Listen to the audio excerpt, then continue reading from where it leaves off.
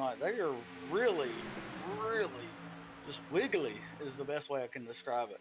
They are just all over the place. The air must be really affecting these guys tonight. Yep, they are still side by side. Again, like you said, the 78 of Dave Coburn is up on the top, and we're 3 wide right now. That's pretty scary for a lot of these drivers that are in that 3 wide, but looks like they're down. Yep, no, they're still 3 wide. Yeah, you got a car out there hanging out there trying to make that outside line work, but I'm promising you it's not going to work without any help. As I say in help, whoa. I thought Joseph Wright in the 82 there was going to try to make it 3 wide. He doesn't. And Jonathan Goat continues to try to pull that outside line to the lead. Right now, David Duke coming up to lead another lap here at Talladega. We are coming to lap 8. Yeah, David Duke so far has had a dominating performance, but here comes Jonathan Goat on the high side in that 24 course, getting a great push. I think that's the 18 of Jeffrey Vickery. Yeah, that's the 18 of Bobby Anderson. 18 of Bobby Anderson in that beautiful Hardee's car. I love that car, especially in Days of Thunder. Boy, they got awfully close right there. I thought they were going to make contact, but they didn't. They stayed off of each other, played nicely, for now at least. Still, they haven't been able... Whoa, yep, we're 3 wide, like you said, the 90. Both times that we've been 3 wide, there might have been even more times that we have been. They've kept it pretty clean. I don't know, though. It's making me so nervous, though. You got the 90 car of Daniel Eberhardt just out there, just riding, trying to make it work. And he's getting, I will say, he's staying up there better than I thought he would. He's getting that good side draft. If he could just find a hole, I thought he was going to find a hole there in front of Austin Craig, but he doesn't, stays up. And I think he's going to be okay. I know he's trying to force his way down right now. Yep, we got a driver down on the, oh my gosh! There they go. Got a wreck. Ooh. There it is. I know Joseph Wright was a part of that. I saw that. They're still wrecking right now. We will pull up, as you see on your screen right now, the wreckage replay. And some of these drivers are mad. I can tell you that from the chat. Let's go back and we'll take a look at what happened here. Got it all started. And everybody who was involved, I know Nick Horvath was involved in the 95. The 2 was involved with David Amy. Here it is. Yeah, the replay. So, yep, watch that 90 car. We knew that 3 wide was going to cause some trouble, but I didn't know it was going to be like this. So the 90, just pay attention to him. He's going to get a good run on the high side, gets to about the quarter of the 82 of Joseph Wright. Look at him get that draft off the 18 there, and that just pulls him ahead. But... oh, so maybe some contact between the 1 and the 82? Yeah, it looks like the 1 maybe made contact with the 82 of Joseph Wright, and that got him a little bit loose, sent him up into the 90, and that's what it looks like started this. So actually, let's see the view of that 1 car, what it looked like for him. You can see that I think he'll bump the 82 here, and that's going to send him into the 90. That's what I saw. Right here it is, boom, yep, and into the 90, yeah. I don't know if it got him that loose, but it definitely affected the car enough to get him into that, to the high side, to the 90 car. Yeah, we were talking about it early in the beginning of how sensitive these cars really are, and that proved it right there. Just a little tap from the Austin Craig machine just sent Joseph Wright right up into that 90 car. Yeah, and typically, I'll tell you part of the problem is this. During practice, you know, you're not running with such a big pack 3 wide like they are here. And so they push more in practice, right? They get used to that. And then coming to the race like that, it's just, they're so close, so tightly packed that one little bump gets you out of your line, and you see the result of it right there. A lot of cars caught up in that one. And a lot of cars also went down onto pit road as well, including David Duke, who at one time was the leader on the bottom. He goes down to pit. Also, let's see, Jonathan Goak, Bill Watkins, David Amy, Jeffrey Wallace, Eugene Vernon, of course Joseph Wright with that damage, Matthew Baker, Jeffrey Vickery, Eddie Morris, and so forth and so forth, all went down onto pit road. Yeah, a lot of cars left out there, or went down pit road. Still out there, you got the 18. You see there on your screen, Bobby Anderson. He will be the leader of this race coming back to the green flag. Got Josh Hall right behind him in the 81, and Michael White in 009 starting in third. I know a lot of cars are just trying to catch back up and get back into this thing. After a wreck, it's always okay. How bad is my car? Is it still drivable? Especially here at Talladega, is it still good in the air, or am I going to have to draft this whole time? Because you don't have to win to still get money tonight. So even if it's not in perfect condition and you can't win, you can still have a pretty good payday on a Friday night. Right, like we said before, there is a payment if you do get a 0x incident limit, and right now I know that there are a few drivers that are already out of that contest, but there's still a few drivers that I do think that have clean cars have been, maybe I think some of the drivers that were intentionally running in the back might have some clean cars. Well, as I went back and looked at the replay, there were a few cars back there, not a lot, but a few cars that were playing that safe strategy of missing everything, and it paid off for them this time. Let's see how it keeps going, as we're only on lap 11 right now of 100, as they're coming to lap 12 under caution. Uh, but we'll see. I mean, I personally don't like that strategy, as you know by now, but you know, it saved them that wreck. I'll say that.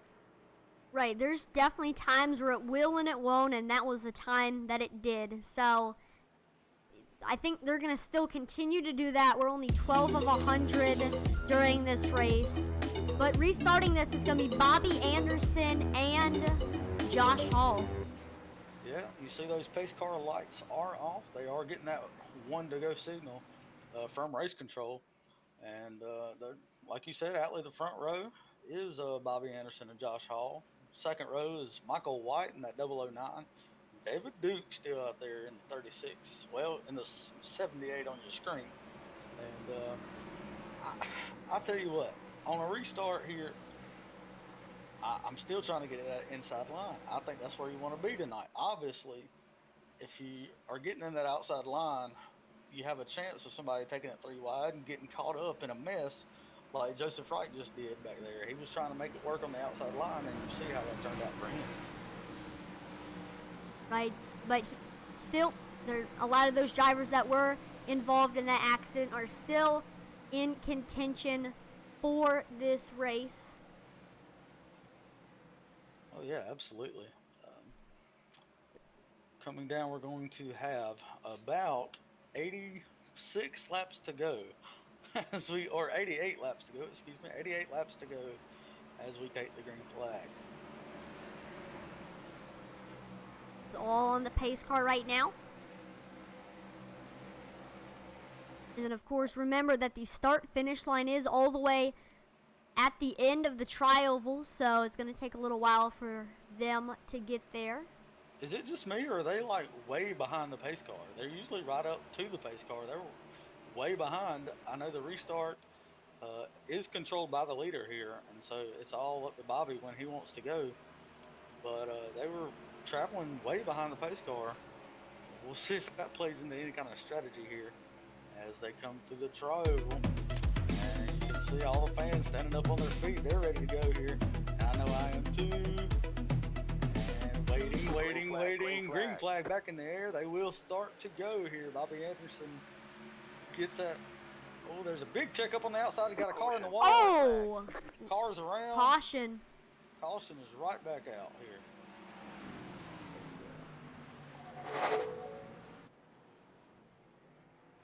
Take a look exactly at that accident. Oh no. Seems like most people got it back going here. Hopefully not a lot of damage as they weren't up to speed. I do know you can have damage even if you're not at high speeds. If you hit that wall just right or another car hits you just right, it can really mess up your night. But yeah, just drivers furious right now on race control or on the radio, just talking about how silly that was. We'll say that. But we're trying to look back here at the wreckage replay, see what happened. So here it is right here. Let's get to Chopper. Keep an eye. There we go. Let's keep an eye on that 78. This general area of the track is where it's going to start. Maybe something mischief, potentially. Either that or somebody's probably trying to jump the start. Oh, the green car took off heavily there, and contact between the 19 and the 23. I gotta see that one more time to fully.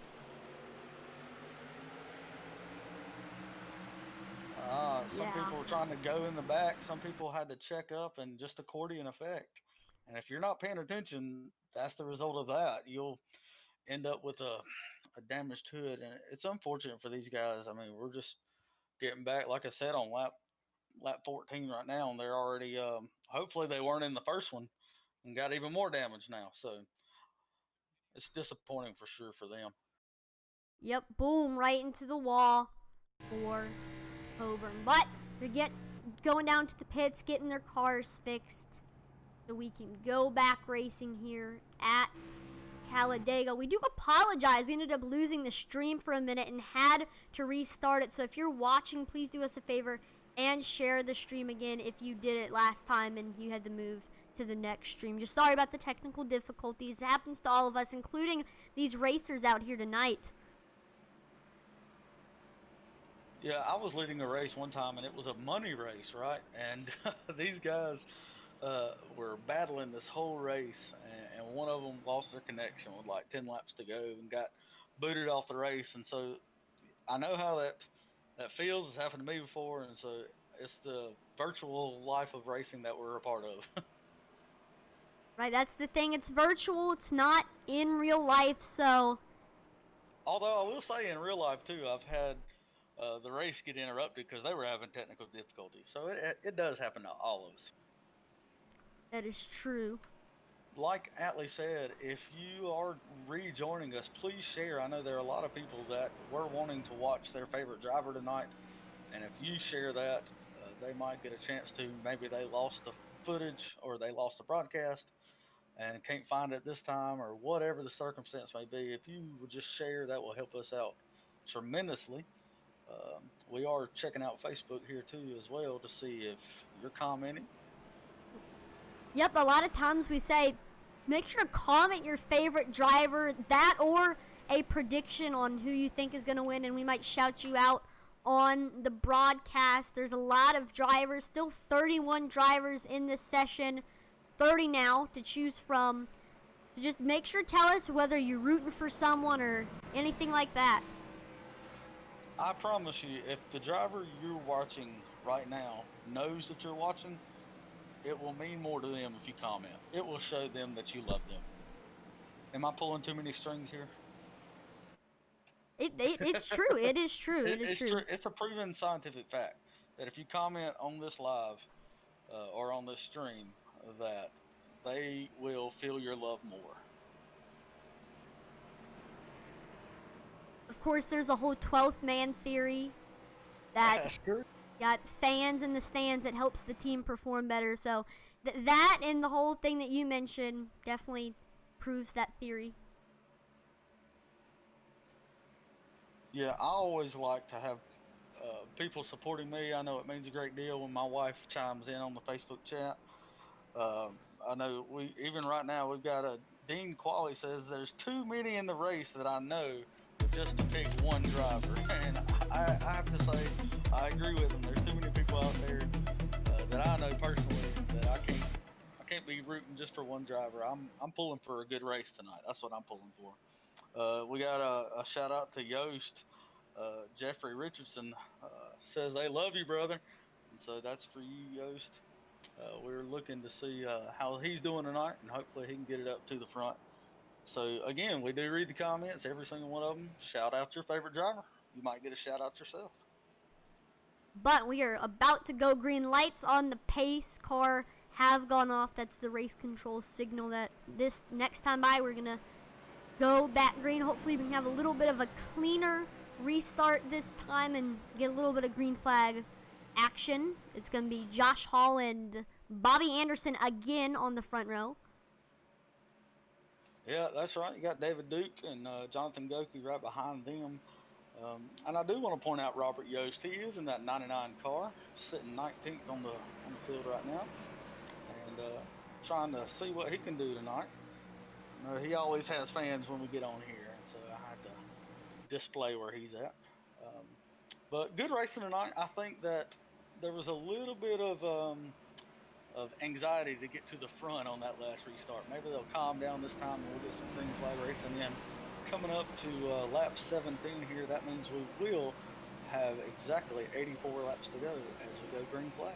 And as you say that, these drivers got to remember that, like you said, we are lap number 17 of 100. There's still less than halfway, so even like a lot less than halfway, so still a lot of time for these drivers, just trying to make it clean, but still at the same time make aggressive, make some big moves, and we'll hopefully see that happen on this next restart. Yeah, and I'm getting excited. There's nothing like being at a race and that pace car coming out of four with its lights off, and you know you're about to go and watch some good side-by-side racing. And so far, that's what we've had here tonight, some good side-by-side racing, a couple of three-wide racing, a couple of wiggly racing, as I like to call it. But all in all, we've had some good battles back and forth between the lead. Right now, it's actually showing Josh Hall. He must have got ahead there at the caution. He is considered your leader, and he will control this race as we go through the tri-oval one last time before taking the green flag. So here we go. Green flag is back out at Talladega. Like you said, Josh Hall is going to be starting this race. He gets a great jump in front of everybody. Yes, that was crazy. He's now on the bottom. Jonathan Goke moves up to the high side. He's getting a push from, yeah, that's David Duke in the 78. Yeah, here's what I'm scared of. You see how spread out they are right now, folks? That will change as they get up to speed and the draft comes in, and that's when things get interesting. As they rubber band back all together, that's a lot of cars in one place. So we'll see how that works out. Right now, single file on that inside line, except that one car out there all wide lonesome. Yep, that's David Duke there in the 78. We'll see if he finds a gap, he'll pull back in, or if he'll continue to step. Yep, there he goes. He pulls back into the bottom. So I think right now, after having 2 cautions and a couple wrecks, we know that these drivers, they want to be up front, but I think we might see a little bit of single file racing, or at least until this next little pack catches up. Yeah, that's exactly right. You know, if you watch real life racing in NASCAR, sometimes NASCAR will step in and he'll tell the drivers, hey, you guys need to calm down, or hey guys, mix it up in there. There was a time where they didn't like the single file racing. Well, we had race control come over the radio tonight and say, hey guys, watch what you're doing out there. Let's get some good racing in, and it seems like everybody's following suit as we do have a train here tonight. Yeah, we do know that the iRacing Superstock League tries to pride themselves with some of the cleanest racing on iRacing, and it is, compared to some other leagues that there's like, I don't know, 11 cautions a race. This is decently clean, so we're glad to see that kind of racing in this league. Yeah, absolutely. There are, especially because it's virtual, you can hit that reset button. Right? You're not wasting millions of dollars every time you wreck. It's a lot easier to just move around and about and be aggressive and accidentally get caught up in wrecks. A lot easier than it is in real life. And so a lot of times on this virtual platform, you'll see that aggressive style, but it seems like everybody's kind of cooling down right now. Not much happening in that top 10. Let's do a run through here. We have right now, we got a leader, Josh Hall, in that 81, Bobby Anderson in second, Jonathan Goki right now in the 24, and Braxton DeWeese in that 8 car in the 4th position. Then we got 5th is the 11 car of Kevin Kittleman. 6th is the 78 of David Duke. Then 7th is Nick Horvath in that number 95 machine. And then in 8th is the 2 of David Amy. Yeah, and just to round out your top 10, right now we got Bill Watkins in the 57 and Jeffrey Wallace in that 98, and everybody's kind of minding their P's and Q's. We do have caution on the track. I don't know what happened. Caution is out on the track. We'll hopefully see exactly who that is. All right, it looks like I found somebody's off pace. It got drivers irate on the radio right now. We're trying to find the replay right now, get it up for you. I'm They were single file a lot of the way there. I don't seem to know what happened here. Yeah, I can't find the wreck, so Yeah. can't really have a replay. But caution is out, so we're gonna see some drivers go into the pits. Well, there's one car that was involved in it. It was smoking there as he was coming to pit road. Ooh. Try to. Who's that? Bobby Anderson. Ooh, okay.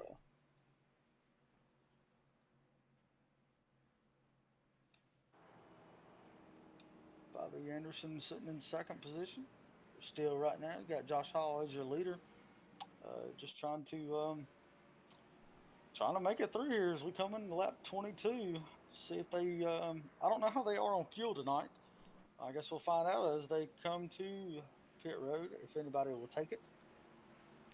Yeah, I do not have any information on what the fuel window is, but we do have drivers going onto pit road. The leaders, majority of them are going onto pit road, so we'll watch this race off of pit road. Here goes another car that went in earlier. That's that. Here we go. Here's the rest of the leaders. The driver.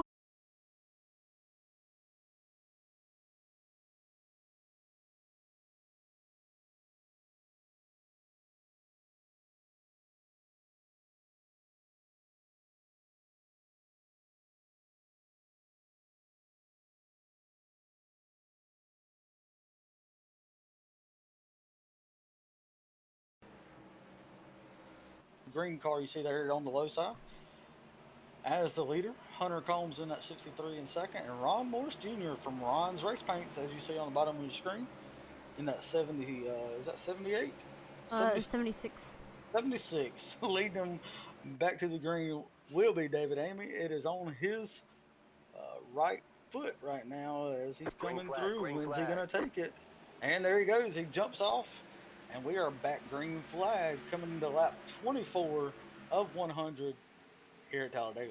David Amy is going to pull in. That looks like Hunter Combs is going to pull in behind him. Got a car on the high side. That's the 22 of Hector Lorena.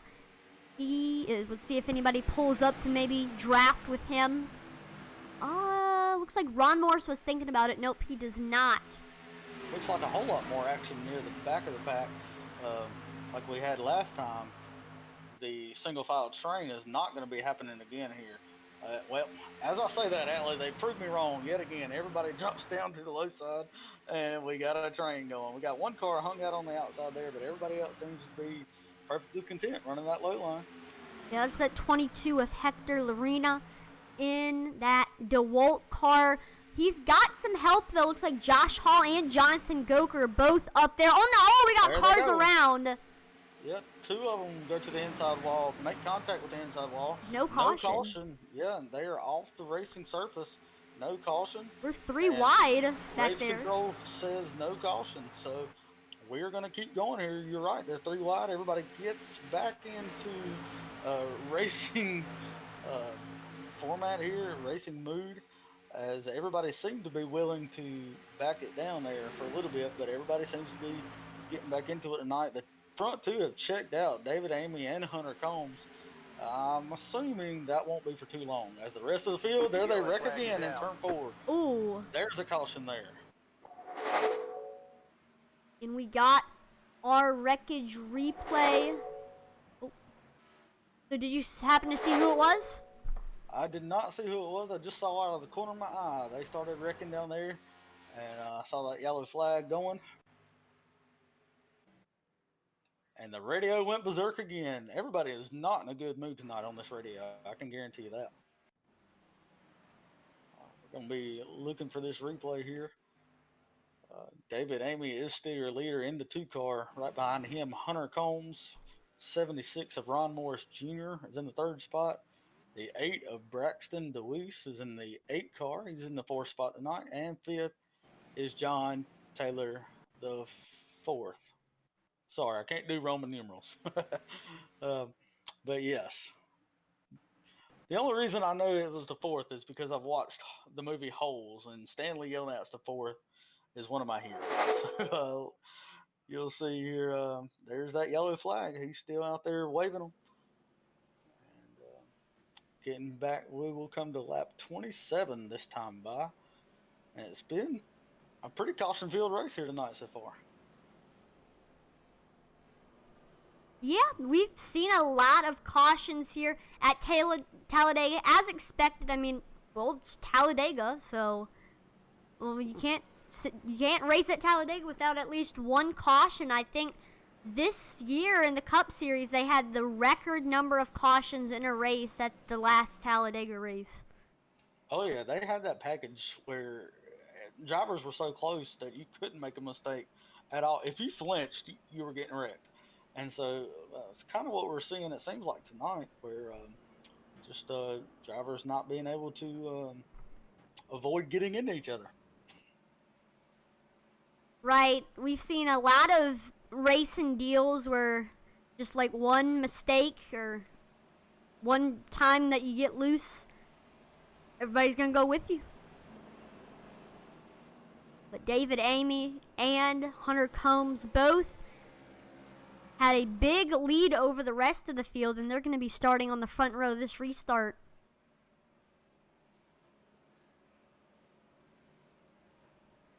And we are hearing from race control the 09 of Charles Sedina will get the EOL for causing that caution. He will be moving to the back of this pack. So just an update there. I know there were more cars involved, but he is the one that started it apparently. So just giving an update for the viewers there of what's happening to him if you're watching him as we come to lap 28 this time. Yeah, we are getting very close, still not at halfway yet here at Talladega. So this race has still got a lot more to go, so just take this time right now to use a restroom break, maybe get a snack, and then we'll be getting set for some more green flag racing here at Talladega. Yeah, we started gridding about 8:40 p.m. tonight, and it's already 9:24, and we're just now a quarter of the way through. So it could be a long night here at Talladega. Hopefully we can get some good racing in. I want to see some good side-by-side racing. Like we had the first little stunt there. We had plenty of side-by-side racing, a lot of drivers gunning for the lead, and then it's kind of been a train ever since, except a couple of cars getting into each other. Right, and a lot of the wrecks have been in the back, of course. Yeah, that's exactly right. And so if you're not familiar at home with how iRacing loads in its cars, so to save on RAM and to save on your computer, it will only load in about 20 cars at a time, right? And so there's 41 cars on the track. As of right now, we have 39 cars on the track right now. And so if a wreck happens in the back, we may not be able to catch it. So just keep that in mind as we move forward. So lights on the pace car have gone off. Starting on this front row, we got David Amy, Hunter Combs, and behind them, Ron Morris Jr. and Braxton DeWeese, and then John Taylor the 4th behind him. Yeah, you got Robert Yost right there in the 99. I know we've had people shouting him out on Facebook. He is in that 6th position. Matt Knight's in the 7th position. Joshua Abbey, 05 in that 8th position. Hector Lorena in the 9th. In 9th. He will be in that 22 car. Rounding out your top 10 on this restart will be Jonathan Goki in the 24. Hopefully this will be the first restart where we can have a little bit of a long green flag run and see a lot of good racing action this time. Haven't had that in a while, so hopefully we can see that this time. Yeah, I know if I'm in this race and it's lap 28, I want to be a train right now. I'm perfectly content riding in a train until about lap 60, 70. Then I'll start mixing it up a little bit. But for right now, there is no reason we should be uh, making contact and being aggressive right now. And so I know race control has been harder on them, but we'll see how it affects the racing as we move forward.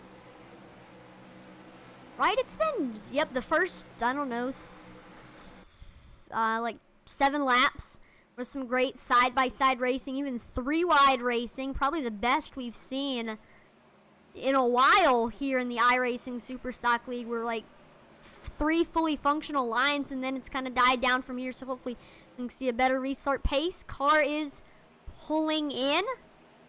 Well, I do know part of the problem with the train is if somebody wants to step out, right, they have to use side drafts so much just to hang in there. And so that's probably where we're seeing some of our accidents come from. As you see, David Amy, he starts, he gets that green flag revved up. Green flag. Well, I thought he was going to, and then he kind of held off there. And now he goes, and Hunter Combs will follow suit. I wonder if Hunter will try to jump down here. He does. And Brexton will run right down with him in that 8 car.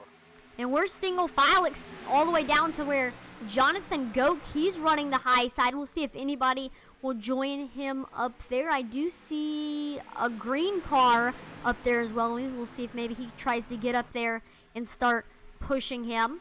Well, Brexton in the 8 goes underneath Hunter Combs. He's going to try to leave Hunter out to dry, and he will be successful in that. Hunter's out to dry, but I think that's just going to give the outside line momentum that it needs here.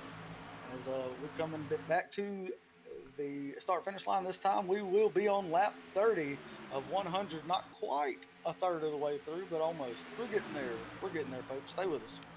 So we got Hunter Combs, but he's getting a great push right now. Jonathan Goke and Joshua Abbey are up there on that high side, giving some help right there. Still on the bottom is David Amy. It looks like we got the 24 car joining the show. I think that's Lockie Brown right there.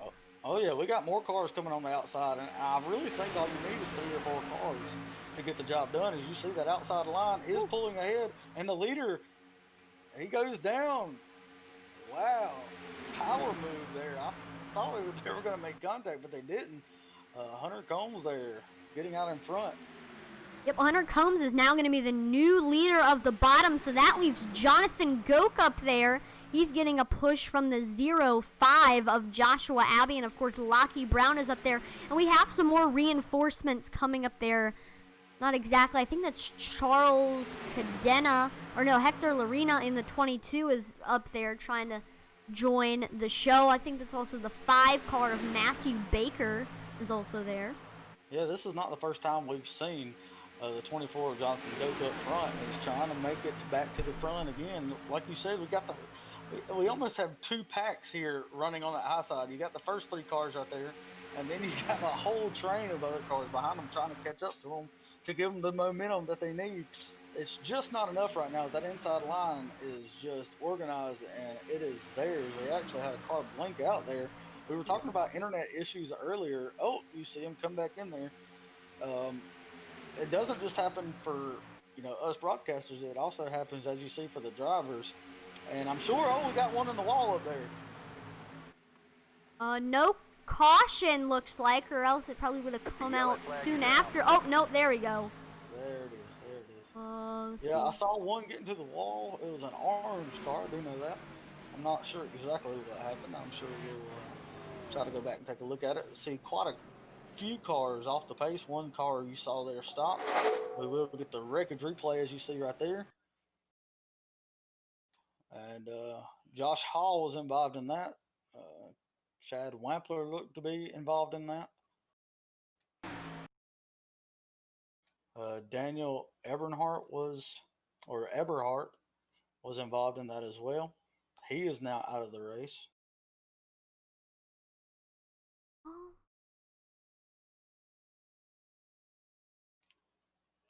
Still trying to find it. Looks like Eddie Morris may have been caught up in that race. He's back there as well. He was involved in that. I do have confirmation on that. Eddie Morris, 83, car, he was involved. Got a lot of cars involved in here. 22 is involved in this. A lot of cars here. A lot more than we thought originally. I thought it was just a 1 or 2 car wreck. But more and more are showing to be out of this race. Yeah, I'm having trouble with my replays right now, so I couldn't really get access to what happened to Eddie Morris. You're right, though, he was involved in it. You could see that he was a little bit off the pace, but right now, when the caution flag came out, looks like Hunter Combs was the leader. Yeah, and I will say, if you are watching this broadcast, and for you, Atlee, as well, iRacing seems to be having some issues. There's a lot of drivers complaining about just the way iRacing is acting tonight. So it may not be an our issue, it may be an iRacing issue. Right, that's weird. iRacing can sometimes have problems. I did see in the menu that there's going to be some scheduled downtime on December 9th, but it's December 4th right now, so I don't think that has to do with anything. But of course, iRacing is on the internet, and the internet can have issues sometimes. It's not, of course, it is one of the best things in the world, and we really couldn't live without it right now, but iRacing does have some issues sometimes. And it's no different than any other thing. I don't know if you recall, a couple of weeks ago, even YouTube was down for like 4 hours, and everybody was losing their minds because YouTube went down. And it just makes me think, what if the internet one day, our favorite website or Facebook or whatever went down? What would we do as a society? It's kind of morbid to think about, but nevertheless, Facebook has gone down several times. I know there's been times where you can't post or whatever, and so iRacing is, not immune to anything like that. But hopefully the issues are resolved. Look who's getting their lap back. Their car is destroyed. I think that is the 82. Yeah, that's the 82 of Joseph Wright. He is getting his lap back. Has a lot of damage on that machine. Maybe he should take this time to, since he is considered the lucky dog and he's guaranteed to be on the lead lap, might take this time to fix some of that damage on that machine. Well, there's no better place to do it than at Talladega. I mean, you've got plenty of time as these cars go all the way around to fix it. Right, 2.5 miles. Daytona, the two biggest tracks on the NASCAR circuit. Or no, it's maybe a road course, but the biggest oval on the NASCAR circuit. Right. That's right. I knew what you meant. And we're excited again for the new iRacing Cup Series. It's going to start this Monday, the 7th. So stay tuned for that. One of the tracks is the Charlotte Roval, which is actually longer than Talladega. So that should be a fun race. 40 laps in the Cup cars at the Charlotte Roval. Even though we did not have a replay, I feel like it's important to tell our viewers the 11 car of Kevin Kettleman. He was charged with the cause of that caution, so he will start in the back, get an end-of-line penalty, and he'll be making his way back through there. If there's a track to get an EOL, it's Talladega. It's so quick to get back up there if you can do it right. I will say from now on, we will restart single file here just to this will make the drivers think a little bit more about what they're doing, and it'll be less hectic on restarts. So from now until further notice, we will restart single file. This is coming from race control.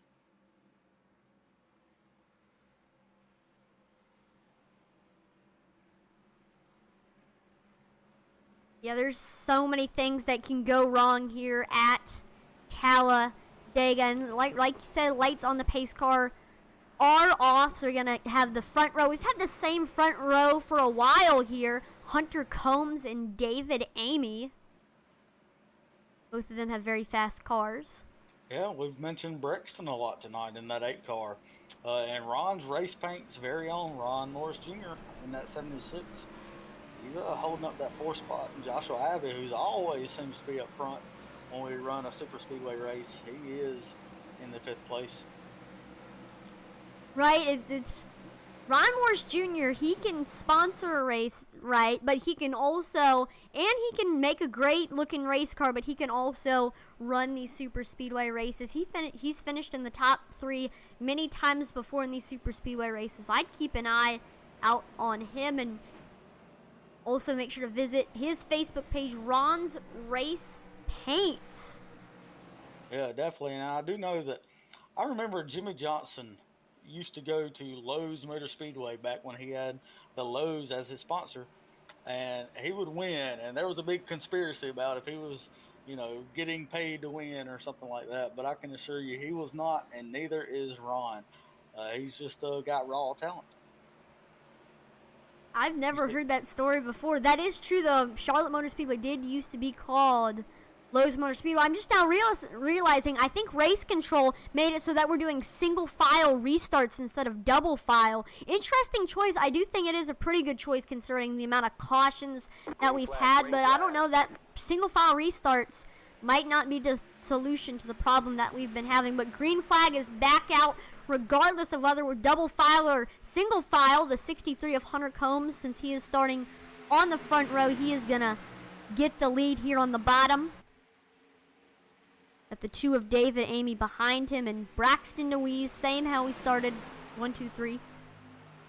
Yeah, and it's always interesting to me how on iRacing they never seem to get outside and do the wall ride like they do in real life. I think everybody's too scared to leave that bottom open that they never go up there and do that. But it seems to be working right now. Right, Hunter Combs is doing a great job there on the bottom, getting a lot of speed in that 63 Ford machine. He must really like Fords. He's got like a Ford paint scheme, and he's driving in a Ford Mustang, like the car, red and white. Yeah, the field's really spread out right now. I'm not sure why that is. With a single file restart, everybody's kind of tightened up a little bit, even more so. But right now, everybody's just kind of spread out, running their own race. Not too many things happening. I know we got a couple cars on that outside line trying to make a run for the lead. But other than that, everybody seems to be content with how they are. Yeah, those cars are Ron Morris Jr., Lockie Brown, and the other driver, that's the 05 of Joshua Abbey. He pulls down to the bottom. So really only 2 cars on the high side here at Talladega. Who knows, they could get something running. But nobody else really is behind him until Jonathan Gokin, that 24. So we kind of have this little pack right here, and then the next after that. Yeah, it's interesting. Usually you see cars on top of cars on top of cars here at Talladega, but everybody's minding their business right now, just trying to make it through as we are coming to lap 38 of 100. Right, this race is starting to wind down. Of course, this is probably the first really long green flag run that we've had in a while here at Talladega. Looks like we have somebody joining these drivers on the high side.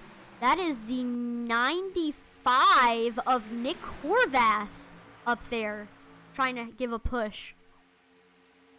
Yeah, and they might get somewhere. Even the 24 of Jonathan Goat, he's kind of backed out of that front pack, just trying to make their way to the end of the race. I think it's become more important as we only have 32 cars on the lead lap. Started out with 41. Now we only have 32, and even some of those are so far back. I think they've lost a draft because they're down on power. I don't want to be in that position if I'm, out here. And so, as I say that outside line is moving right now. They have got some speed and they have got some momentum, and they are coming for that lead. Yep, there goes Ron Morris Jr. in the 76. Right now he's side by side with third place. Here they come. Hunter Combs, watch out. They're right here. Got a big group of cars ready. They're a little bit dysfunctional. We get a little bit of gaps between these drivers. No, got the 95 Nick Horvath, and that's the 80. No, it's that Grinch car. Regardless, he's up there as well. And then Matt Knights is up there. That's right, that Grinch car. That looks good. I know my son would love that car, as many of you out there would probably love that as well. that 98 of Jeffrey Wallace in that Grinch car, making it look good out there. That is a nice red and green car you see on your screen. I wouldn't want to have that in my rearview mirror for sure.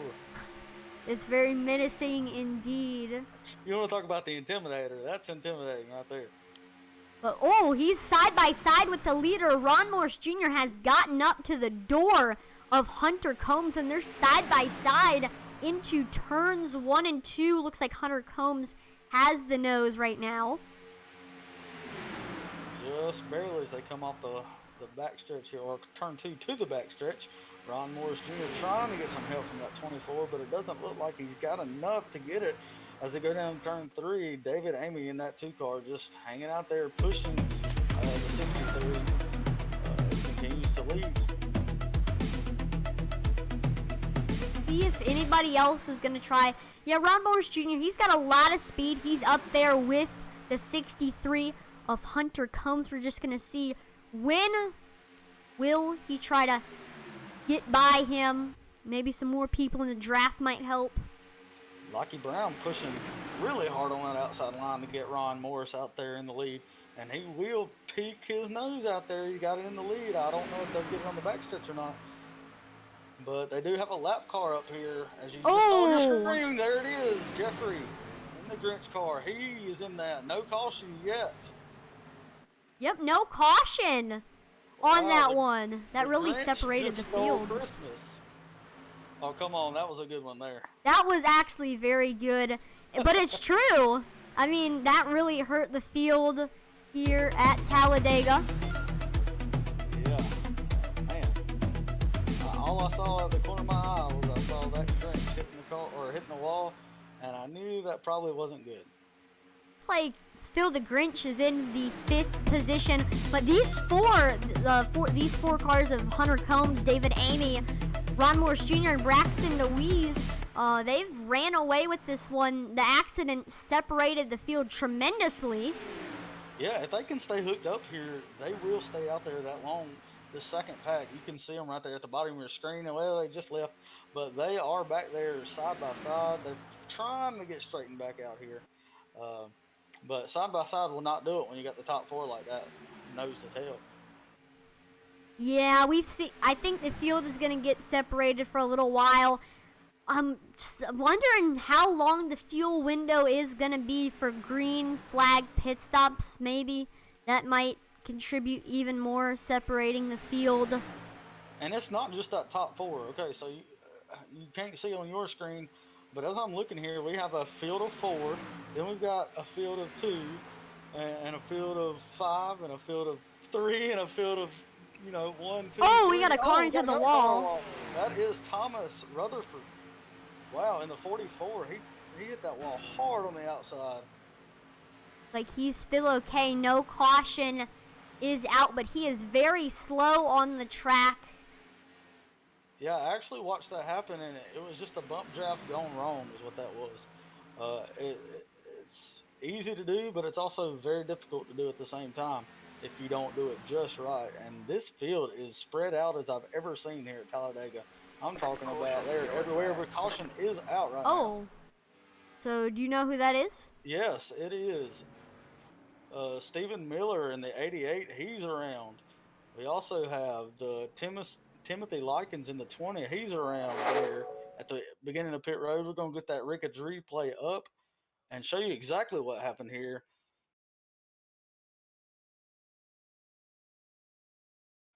We are trying to get it up for you right now. It looks like Timothy Likens was heavily involved in that, and I don't think we're going to be able to get it. Nope. In the Ricketts replay. I got it right here. Let me we do have it. Awesome. A little bit.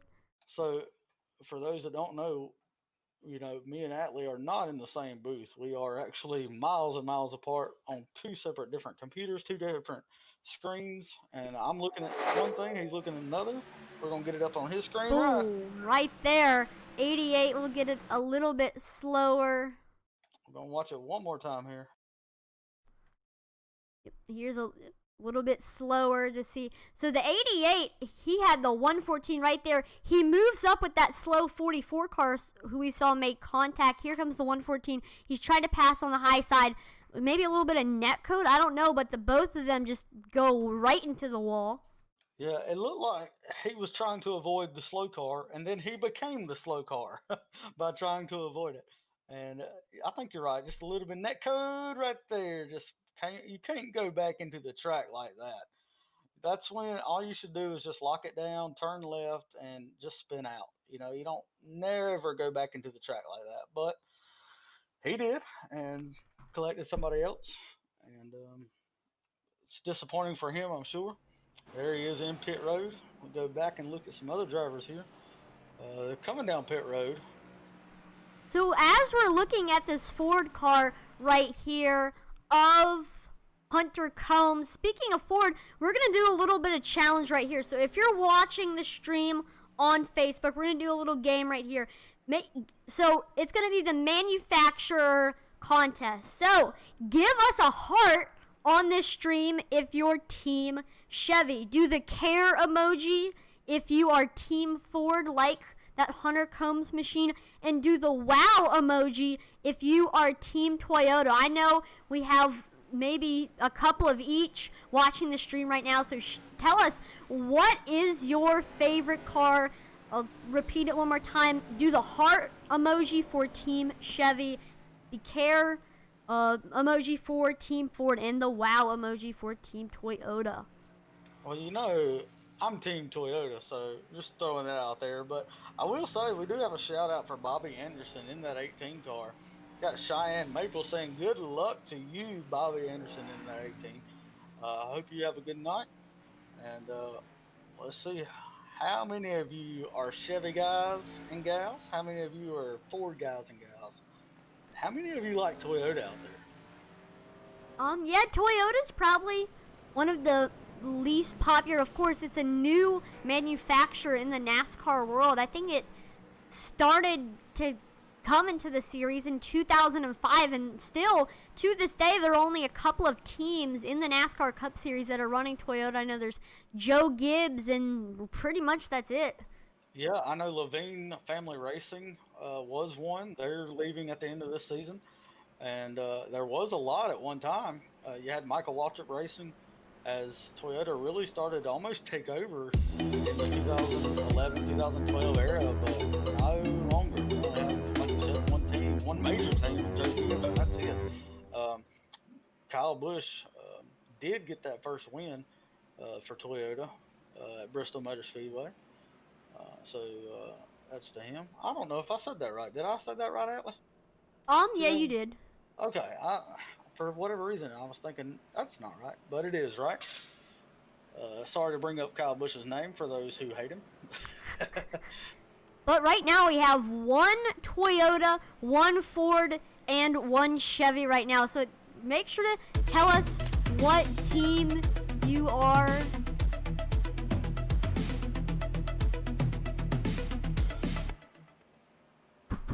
Let me ask you this, Atlee. Who are you for? I am Team Toyota. Love the entire Joe Gibbs organization. My favorite driver is Martin Truex Jr. So me and you are on the same page, Team Toyota all the way. But I know there's a lot of Chevy people. That's probably one of the most popular. And then Ford, they've really grown in the past few years with the success of Penske and Stewart-Haas Racing. So I know we have to have one of each, because so far we have one Ford, one Toyota, and one Chevy so far on Facebook. Yeah, I remember a couple of years ago, you did not want to be in a Ford, right? They were doing awful. But now they have completely turned that around in the last few years. They're up there in front. You got the Kevin Harvicks, you got the Ryan Blaney's, of course Brad Keselowski, Joe Logano's are up there, and it seems to be an every week thing. They're up there. But here for tonight, we've got them all. We've got Chevy, Toyota, and Ford. I got another shout out on Facebook I want to mention to you. Another Bobby Anderson shout out from Crystal Anderson. I assume there's a relation there probably.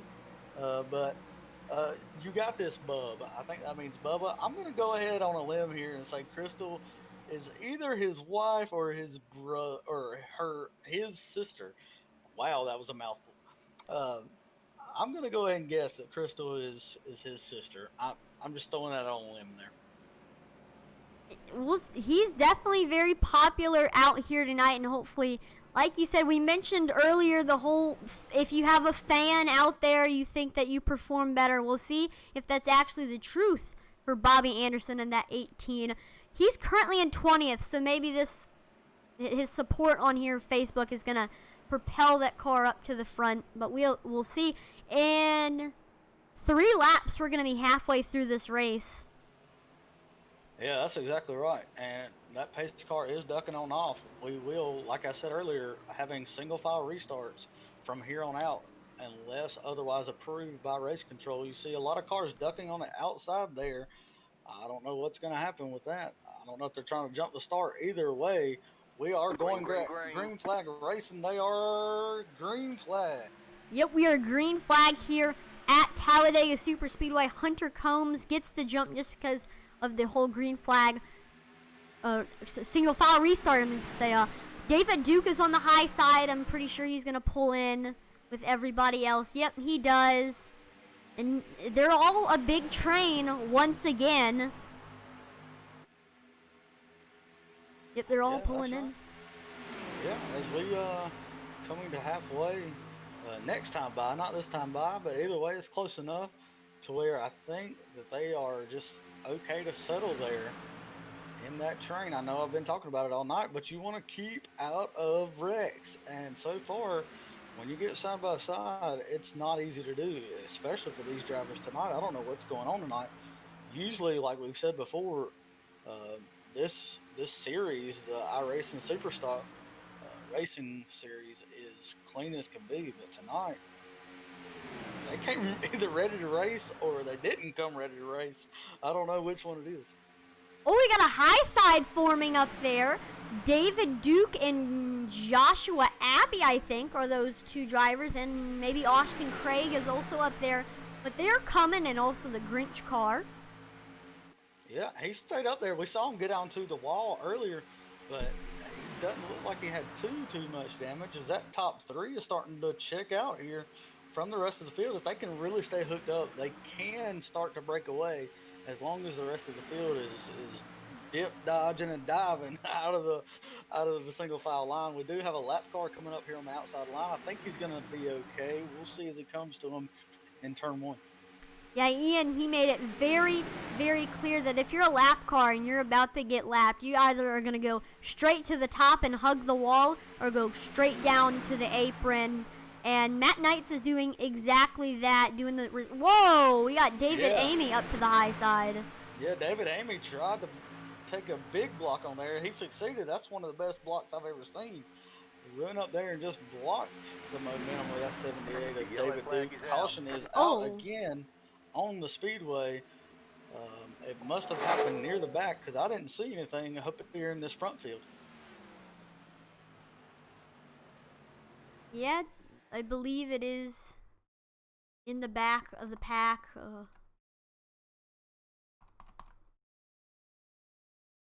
It's not. We are looking for you, folks.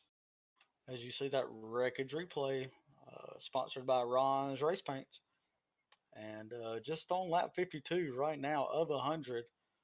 And race control again is getting onto these drivers tonight about racing, especially near the back.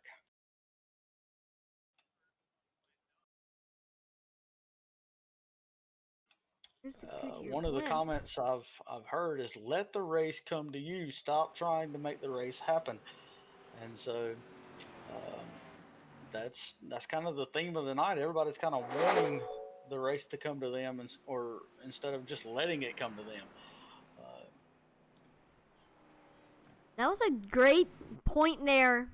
These drivers have not really been doing that. Let the race come to you. I know that's one of my strategies when I'm racing in real life, is the let the race come to me, you know? Well, yeah, I think it's easy to do, to try to get aggressive, as we do have a couple of guys disconnecting there. It must have been a 2 or 3 car incident back there. But with all this money on the line, I mean, we are coming up to halfway, and so maybe it is go time for some of these drivers. Maybe they want to take the race by the horns, as you would say. And I don't know if I want to settle. There's so much money on the line. It's $275 for the winner tonight. I mean, that's that's a good payday. So is it worth maybe taking yourself out? Not in my opinion, but hey, you know, it's $275 too. Yep, you said it right there. It is $275 in the bank, but also second, third, and fourth and fifth place also get money. And also, if you stay clean, you also get a reward. The highest finishing driver with a 0x finish is going to get $70. And with all the cautions, I don't know if there's a single car on the track with a 0x right now. Yeah, I was trying to see if I had access to that information. It looks like I don't have access to the incidents that each driver has, but I do know there's a couple drivers that I know have not touched anybody tonight, and most of those are still out front. I know the Hunter Combs, David Amy, uh, probably kept it clean for most of the race. I can't say for 100% certainty, but their cars still look great there. You see on your screen, and maybe they still have a chance for even more money. Think about it. If you win the race, $275. If you have a 0x, then obviously you're the highest finisher. So that's another $70 on top of that. Uh, Now you get into some serious dough. Right, that is a total of $345 in the bank if you have a 0x finish and win the race. And that's a lot, like you said, of money. Yeah, and just for the viewers at home, the entry fee tonight was only $25. So 25 to gain 300 and what did you say, Yeah, $45? I 45. think. Yeah, I mean it's a pretty good investment there. Yeah, you're getting your money's worth, that's for sure.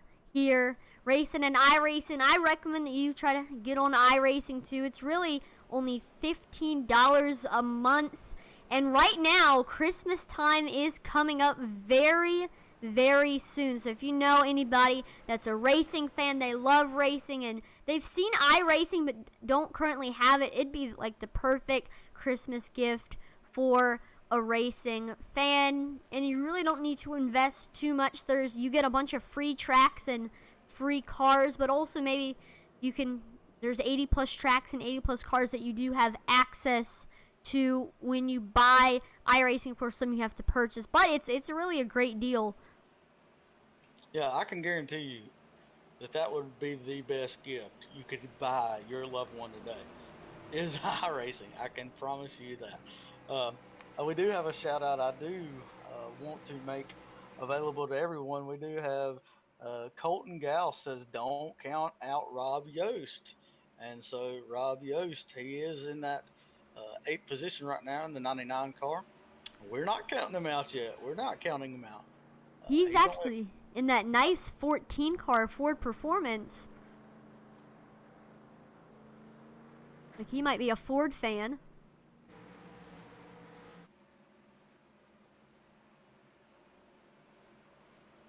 Like you said, do not count him out. He finished third during the Turkey Bash 150.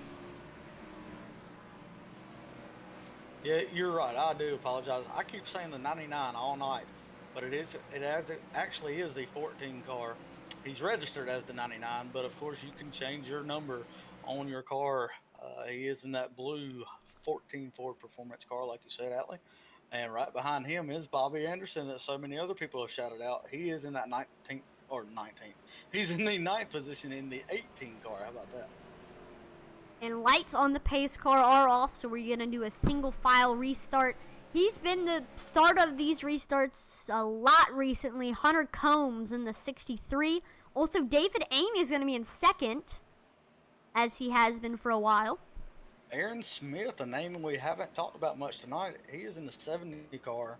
He will restart third in this line. Joshua Abbey in the 05, still up there in the top 5 in fourth.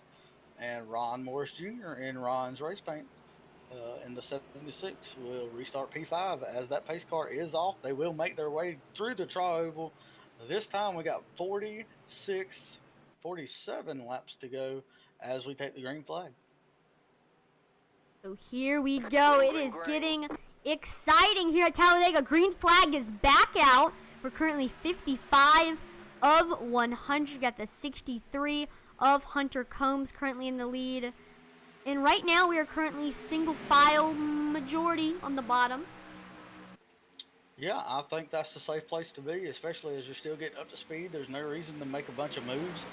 Nobody has the momentum to make a move anyways, even if you were to try it. We do have one car out there staying out there by himself. I think it's not going to go anywhere as he falls back.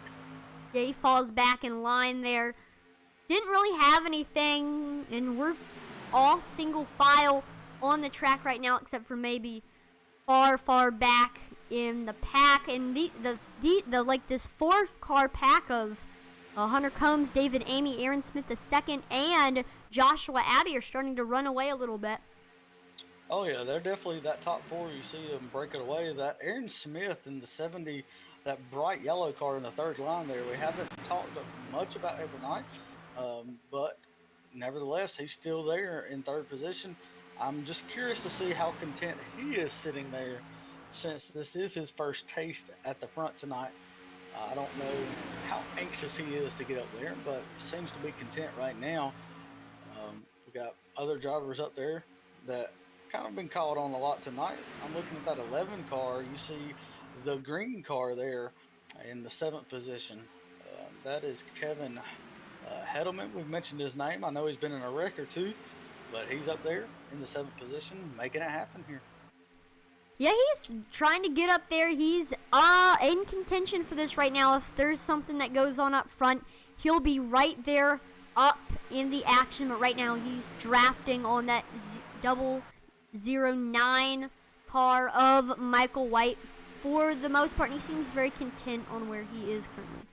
Yeah, if you see back there, there is an outside line starting to form. We got Thomas Rutherford in the 44. He's pushed right now by David Duke. I know we talked about him tonight being up, starting to make their way slowly up to the front. They've got some help out there. They got Danny Sieper sitting there running right behind them. Some more cars trying to draft with them. See how high they can get up in the standings here. They've made it all the way back up there, trying to get into their top 10. As right now, we come to lap 50. I'm sorry. You have 58, I think. Yeah, 58. I couldn't tell if that was a 6 or an 8 on my screen.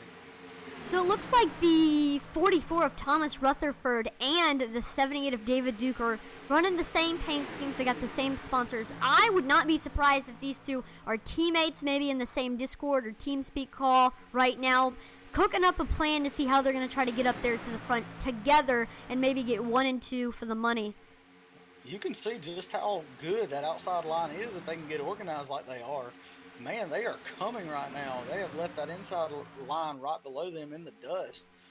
It'll be interesting to see what happens as they get up closer and closer to the lead. If we can kind of see like we do in real life, where they just slowly inch their way to the front. It looks like they're doing a good job of that right now. Oh, car in the wall. There it is. Wow, just missed a big wreck there. Wow.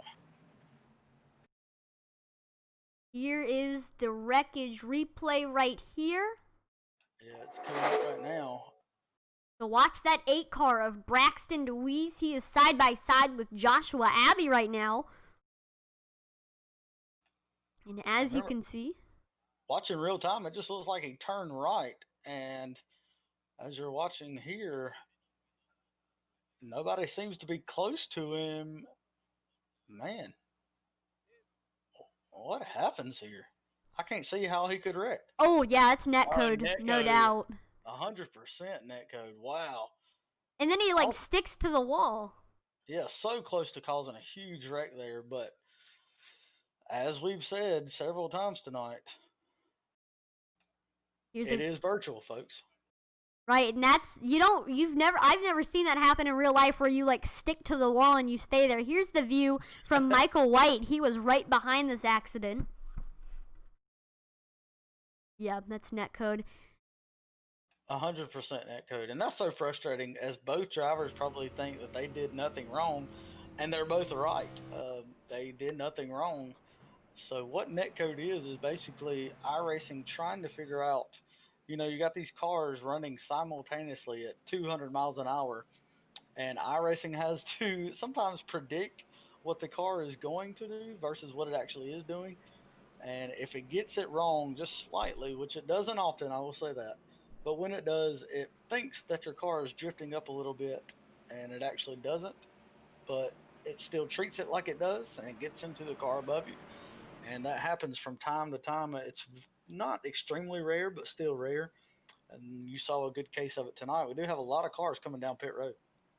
Yep, including the leaders.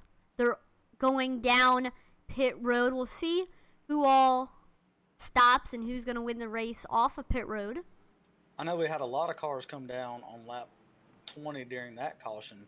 And so I'm assuming this has been 40 laps since that caution. I'm assuming since there's only 40 laps to go that this will take them to the checkered flag. That, again, that's just me completely assuming, but it does make sense at the same time. Yeah, that was very good logic that you used there, and I think that is the case. Got everybody making their way off. Every once in a while, I do have some decent logic. Not often, but every once in a while. So that was like we had a very long green flag run there that last few laps. Yeah, I'm proud of these guys. They made it happen. A lot of it was single file. You did have that second group coming in near the back as they were trying to make their way. It would have been exciting to see what they could have done if we could have went green flag right there, if they could have made their way all the way to the front. Nevertheless, I'm sure we'll see them right back up there again as we go green flag 2 times by here. Now, I've just now noticed something right here. Looks like we have 2 Grinch cars on the track right now. This is crazy. I did not realize this. We got Eddie Morris here in the Grinch car, and then Jeffrey Wallace in the Grinch car. What are we going to do? It's my worst nightmare come true, Allie. We have 2 Grinches. One was enough to deal with. I don't know what to do at this point. This is getting too much for me. Both of them are in the top 4, but right now Ron Morris Jr. is currently in the lead. He's got the 2 Grinches right in his rearview mirror. If I were him, I'd be very scared right now. He might just want to pit just to get out of their way right now. Maybe see a 1-2 Grinch car finish. Oh, that would be crazy. I will say one looks like it's the older Grinch, the 2003 version with Jim Carrey, and one looks like the new Grinch. And so I will say there is a difference in the 2, definitely. Actually, for me, it looks like they're both really the animated version. We got one. You're right. I apologize. I was looking more at Eddie's car in front and seeing that new Grinch, and then I just thought it looked like the old one behind him. But you're right. They're both the new Grinch. I guess you would kind of look at Jeffrey Wallace's. He does have a bit of red at the back of his car. And so maybe that's how we can tell them apart when they're at least, from the side view. It looks like the lights on the pace car have gone off, so we're going to be restarting. Got Ron Morse Jr., Ron's race paints car. He's going to be restarting first. Here we got the fan favorite, Robert Yost. He's going to be restarting second. And then we got the 2 Grinch cars of Eddie Morris and Jeffrey Wallace, 3rd and 4th. And then David Amy is going to be restarting 5th. He actually won the race off of pit road. Absolutely, he did. Ron Morris Jr. We said it earlier, he is no stranger to the lead at these Superspeedway tracks. Robert Yost, we were told not to count him out earlier. We're not counting him out, sitting there in second. And like you say, the 2 Grinches right behind him, and Timothy Likens in that 20 car. It's actually not the 20 on your screen. It'll be the 14 car. That's the second 14 car that we have in the field. In the top 4, actually. So we have, or the top 5, we have 2 Grinch cars in the top 5 and 2 number 14s in the top 5. Man, this could get confusing quick. So I think Ron Morris Jr., he knows that there's a lot of duplicates, a lot of doppelgangers behind him. So he's just going to try to separate himself from everybody else. And he's going to try to win the race. That's what I think. I think it's a good plan. And again, we're single file restarting. I think the single file restarts have been working a little bit better compared to the double file. A lot cleaner. Makes for like I said, cleaner racing. Yeah, we will see that pace car go down pit road as they come off of 4. You see the fans right there, excited, ready for racing again, ready for some more green flag racing, hopefully. And I know I am as well. As get the green flag racing here. Yep, this is getting exciting right here. It's all eyes on Ron Morris Jr. when he is going to put that right foot on the gas and go. And they're off. Ron Morris Jr., Robert Yost, they get a great jump, and they're one after another drafting pretty close. These two run away from the two Grinch cars, Eddie Morris and Jeffrey Wallace. Yeah, you see them really spread out behind them. That's one of the advantages, I guess, of single file restarts is everybody does kind of spread out a little bit. Thomas Rutherford, you remember him and David Duke got together on this last little green flag stint we had. Well, they're in 9th and 10th, and they are coming up together. You see them right there just as it changed positions. They are the two cars back there drafting together, trying to get back to this lead pack. Hunter Combs now trails that field as we see the 14 trying to make it work on the outside. Is anybody going to get some help out there for Timothy Likens? I don't know. So far, we do not see anybody going up to the high side. Maybe later. I don't know. But Timothy Likens dipping his feet into the water to see how it's going to help him. He's side drafting right now. He's gotten pretty up there. Well, if I'm up there, there's only 9 cars or 10 cars right there. You don't have much to lose. Why not try it? I mean, you don't have anything to lose. Who's that? Hunter Combs is also up there, giving him a push. Ooh, that was a near miss. There. Yeah, we had more. They got together, and there it is.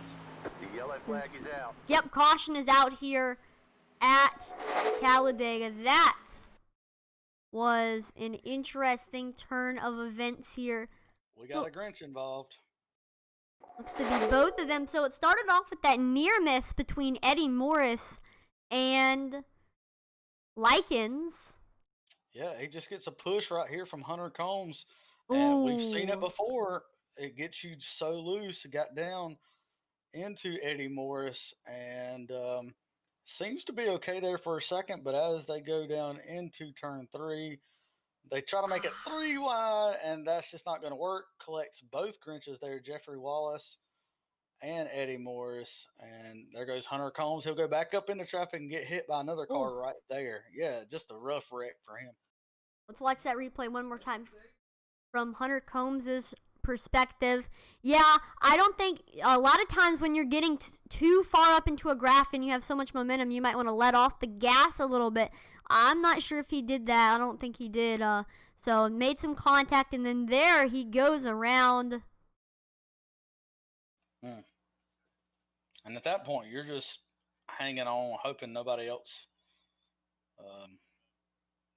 hits into you. I was listening into the radio, and they're in consensus that was really nobody's fault. They just tried to get going there, and you know, when it's a bump draft and everybody saves it, and then other stuff happens from that, you really can't blame that just on one person. So a lot of drivers on pit road, a lot of the front field. Jeffrey Wallace will get that EOL for causing that wreck. That is the driver that did take it 3 wide there. And so that's one Grinch out. We still got Eddie Morris up there. Yeah, he didn't have quite as much damage as Jeffrey Wallace did. Here comes some cars onto pit road, going to get some damage fixed. And Jonathan Goki makes his way off. Well, there's David Duke right there. Let's go ahead and look up to Eddie Morris, the car that we... Oh, nope. Robert Yost is in the front. The fan favorite sensation, Robert Yost, is up front. Yeah, that's exactly right. We only have 29 cars on the lead lap. Jeffrey Wallace in that Grinch car of 14. He will, or 98, excuse me. He will be the last car on the lead lap. We started out with 41 down to 29.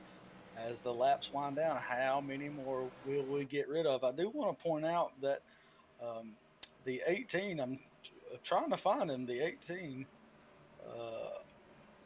Well, I can't find him. The 18th, there he is, Bobby Anderson. He is in 13th. I know we had people watching for him, shouted him out on Facebook. See, for Bobby Anderson, he's a classic example of why you want to shout out your favorite driver. If you shout out your favorite driver, it lets us know, hey, we have people watching this driver, so let's update him every chance we can here of where he's at. And so he's sitting in that 13th position, pretty good spot, still a chance to win it tonight. Robert Yost, he is up front. So, yep, if you have any late race picks of who you want to shout out or anybody you want to help support, make sure to say it in the comments. And we're still doing the whole manufacturers thing. Heart for Team Chevy, Care for Team Ford, and Wow for Team Toyota again. We've seen a lot of people going there and doing that.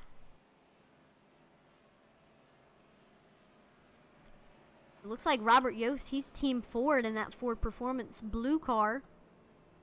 Yeah, I guess if your sponsor is the manufacturer, I guess that means you have to be, for them. But again, I will say we do apologize for the inconvenience of the stream earlier. A lot of issues with iRacing tonight. We do have a shout out for Eddie Morris from Austin Blaylock on Facebook. So there's one Grinch fan we got. He is in the second position right there. Yep, and he's going to be starting right behind Robert Yost. We're going to be restarting next time by back green. Again, single file restart. If that Grinch car is going to have anything for Robert Yost. I can promise you at this point, Atlee, we're coming down to 30. We're going to have 33 laps to go when we take the green flag.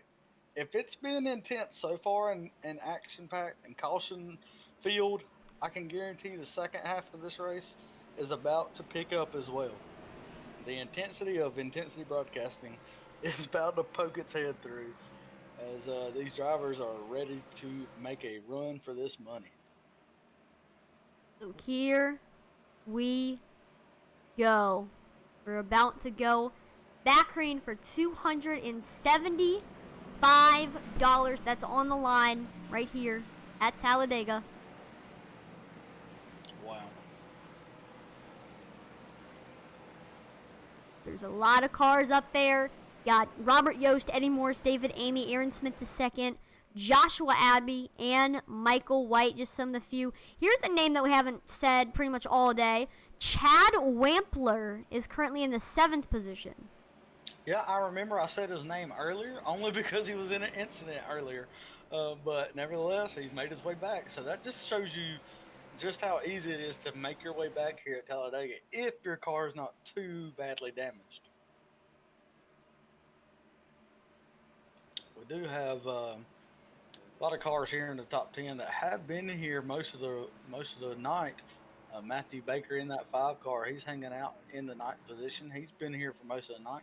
Nick Harvath, that pace car will slide on into pit road as we will come back, like I said, with 33 laps to go on the green flag. It is up to Robert Yost, and he goes. There Green flag goes a little early. He gets a good jump, and that's really going to spread out this field. Yep, Robert Yost, yeah, he's got a humongous gap between him and Eddie Morris. I'm sure he'll catch back up by probably the straightaway.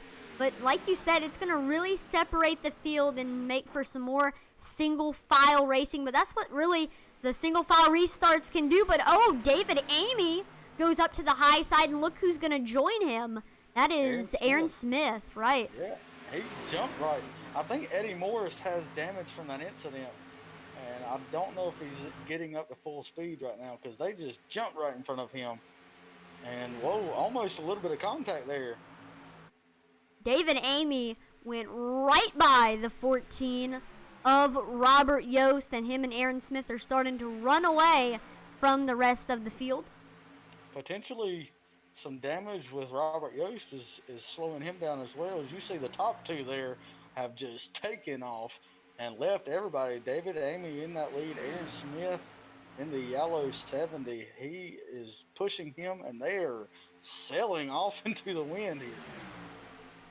Yeah, they're just on a Sunday drive right here in Alabama. Typical Sunday activity to do. See the neighborhoods, and that's exactly right now. They have a 1 second lead over everybody else right now. This has been one of the weirdest Talladega races that I've ever called here.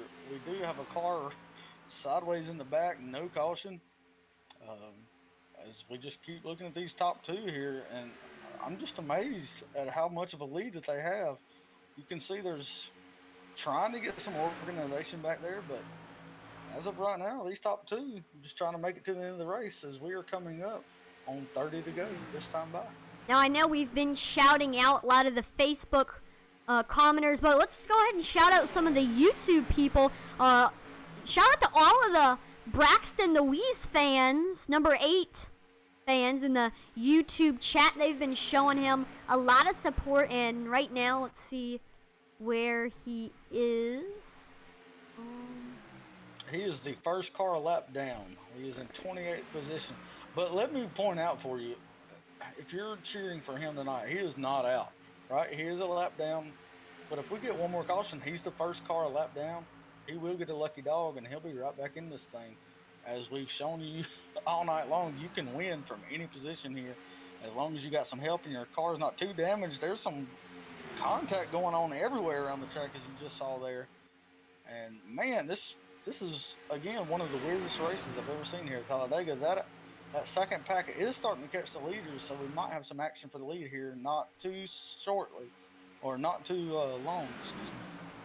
Yeah, they're beginning to catch up. That's Robert Yost is the leader of this hard-charging train, getting up here to the 70.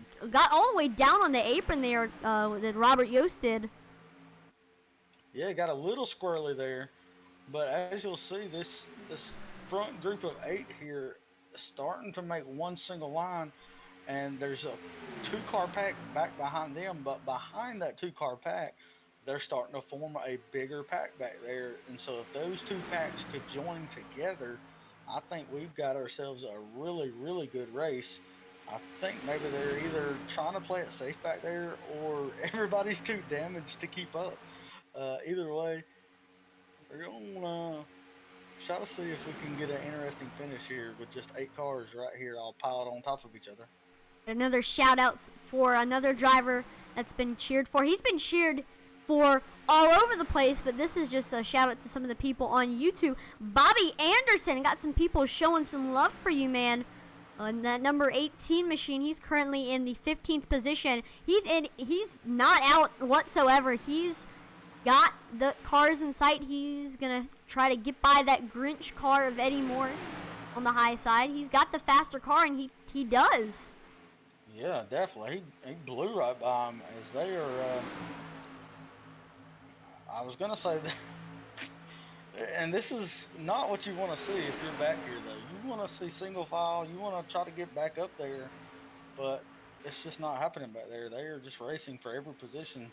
And that's okay since we only have about 27 to go. But when we start getting down to 10 to go, you want to be near the front. You don't want to be back here racing side by side. You want to be side by side for the front. Right now, the front's just single file. They're running away from these guys right now. They are, I'm talking about 2.5 seconds in front of this pack. Yep, Even further than that. The next driver is Kevin Kettleman, and right now he's 1.8 seconds behind. There's an entire... Yeah, they're too wide right now. There's 2 different lines battling. That's probably the most exciting part of the track right now. But, Chad Wampler goes up to the high side. Is anybody going to join him up there? He's got to. I mean, we're coming down to 26 laps to go. It's time to see what you got. You can't win this race from 7th position.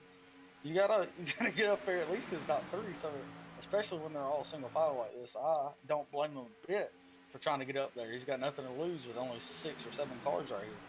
Yeah, if he can at least get in line in front of Michael White, that'll put him in the 5th position. And the top 5, remember, they get money. And he could also try to keep his car clean and maybe get a 0x finish. I mean, since I haven't really talked... Oh, yeah, I remember he did getting in an accident. But a lot of these drivers that we haven't talked about a lot, they could be some of the candidates for the 0x finish. Yeah, as you see behind this group, they have finally got that second pack organized, and they have caught this first group of cars. Now one single line going around here. Now there is a second group of cars starting P14. We saw some contact there on the outside with Chad Wampler. Yeah, But he seems to be okay. He flies all the way up there. He's got some help from the 5 car of Matthew Baker. He goes up there. I believe that is also the 03 of Jonathan Thompson and White C. Martin. Nope, the 5 car.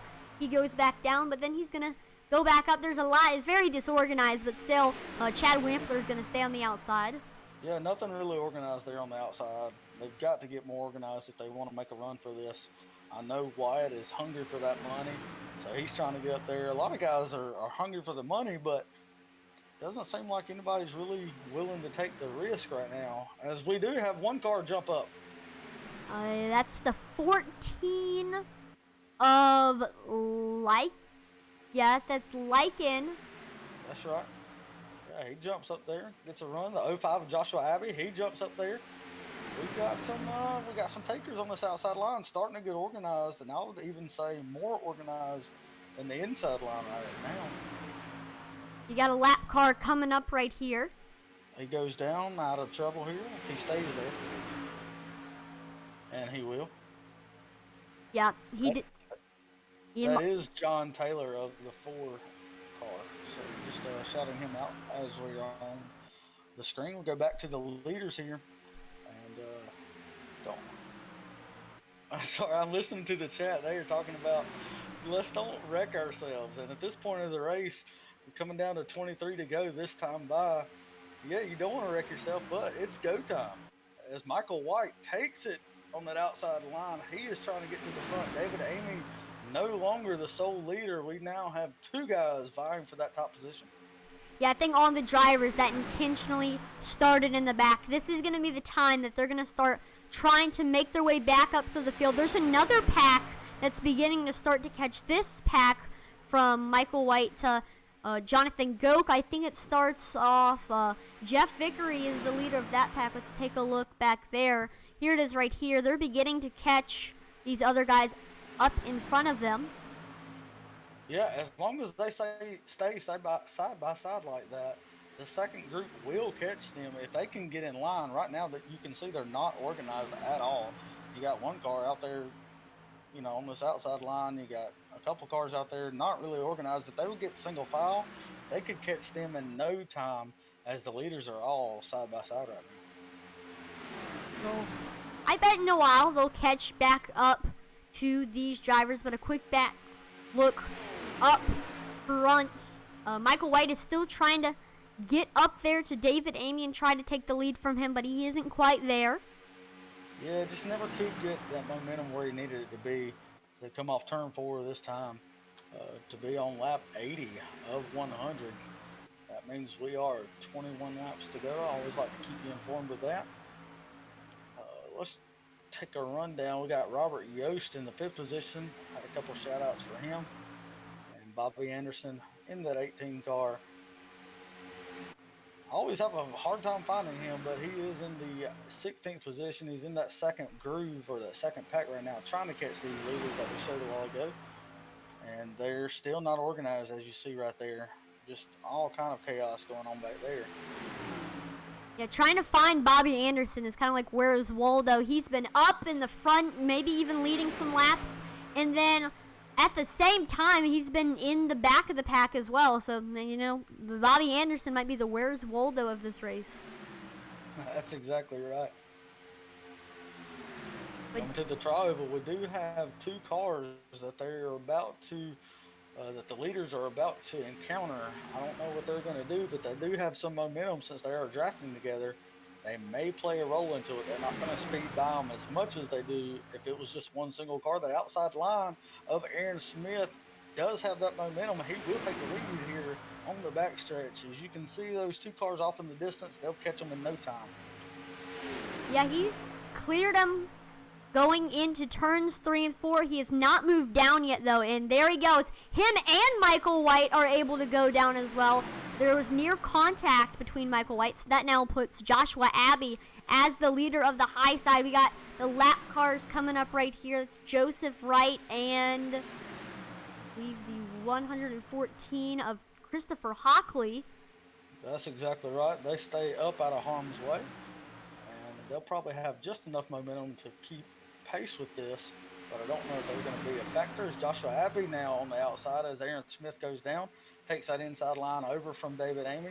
Michael White now, or Joshua Abbey, excuse me, on that outside line. He's got Wyatt Martin pushing him, and they're all alone out there, but making it happen as they will take this lead down the backstretch going into 3. No, Aaron Smith comes right back to the lead. Yeah, Joshua Abbey tried it. He's getting a good push from Wyatt C. Martin, but like you said, Aaron Smith is going to clear him on the bottom. They're going to try it again, I think. Yeah, I like this. They got the momentum up there. They got it organized. Wyatt is always a good pusher here at the Super Speedways. They've got help right there from that green car. Looks like as that is David Amy in the 2 car up there pushing them as well. Michael White pushing Aaron Smith on the bottom. Joshua Abbey just trying to do everything he can to get it rolled up on the outside. But right now, doesn't look like he's making it happen. As I say that, they're gaining momentum. The outside line's starting to gain energy again. Yeah, they're getting up there, going like a steam engine, trying to get back up to the front. Right now, they're side by side with 3rd. That's the 11 of Kevin Kittleman. But as you were saying, that they're starting to fade out again. Yeah, it happens so quick here, and I can promise you as a driver, oh, we got contact. Michael White just about lost it in the trial. We got a little tap from Kevin Kittleman. Saved it. Really good driving there. I was about to say you have no idea how intense it is for these drivers. I can guarantee you that Michael White was white knuckling it there on his steering wheels. He was saving that car. Yep, that was a great save by him. I saw him get a little bit loose on the apron, but I'm glad he saved it. We can continue racing at Talladega. 2 laps from now, it's going to be 15 to go as this race hasn't necessarily flown by, but we're getting there throughout this race, and we'll finally be to like the final 10 where the nitty-gritty, the best racing is going to start happening. Yeah, that's right. You can see that outside line starting to fall back there as Joshua Abbey does not have the push from Wyatt as he did earlier. I mean, he's still there, but just not on his back bumper like he was earlier. The lines seem to form so quickly, and they have the energy coming and going. You never know exactly who's going to take it. The inside line, like just now, that outside line has the momentum, has that energy, and it looks like, well, Wyatt had to back out there, but it looked like for a second Joshua Abbey was going to take it on the outside line, but Aaron will keep it down there in the 70. Yep, he's got Joshua Abbey clear up on the top still. This time by it's going to be 15 laps to go. I think this is going to be when the action is going to start picking up here at Talladega. But right now, we're clear on the bottom. Aaron Smith II has a big run. Yeah, you can definitely feel that intensity picking up as we, like you said, 15 laps to go. It's go time. There is no holding back now. I don't care if you've been in a wreck or not. I don't care if you're worried about the incident points or not. It's go time. That Wyatt C. Martin 06 Ally car is pushing Joshua Abbey as fast as he can right now, trying to get back up there to the lead. The question is, what are they going to do if they get there? Is Joshua going to stay with him on the outside, or is he going to drop down? Right now, they're just trying to get there. I'm pretty sure it's happened with pretty much everybody. If Joshua Abbey can get there, he's going to immediately drop down. And if he can get far enough, I think Wyatt C. Martin might drop down with him. Yeah. If I'm Kevin Kittleman right now, I am debating whether I should jump in front of Joshua Abbey. He doesn't. Joshua Abbey gets alongside him. But I'm debating sticking my nose out there and see what I can do on the outside line. I'm sure that's going through his head right now. Same thing for Michael White in that second position. Is he right now content with being the pusher? What if he wants to be the leader? Will he go up to the high side in front of Joshua Abbey? But right now, that opportunity is not available right now because they're side by side with the leader. Yeah, I thought Wyatt was going to take it 3 wide there. He doesn't. He ducks back in behind Joshua Abbey as they come to 12 to go this time by, or 13 to go, excuse me, this time by. Yep, and then there goes Aaron Smith. He gets back. Oh no! The 8 Wampler! Oh, it's a big wreck. The yellow flag is out. Caution's Big wreck out. back here. Yeah, huge wreck. We'll get that wreckage replay up there. We'll try to catch everybody. I know the second pack is now coming onto this wreck, and everybody's saying, good gracious, I can't believe how many cars are in this. We're getting it all set up for you right now, folks. Just a big wreck back here. I'm sure it started with some bump drafting in the tri-oval, and as we've shown tonight, bump drafting does not work well when you're going straight, much less when you're already turning.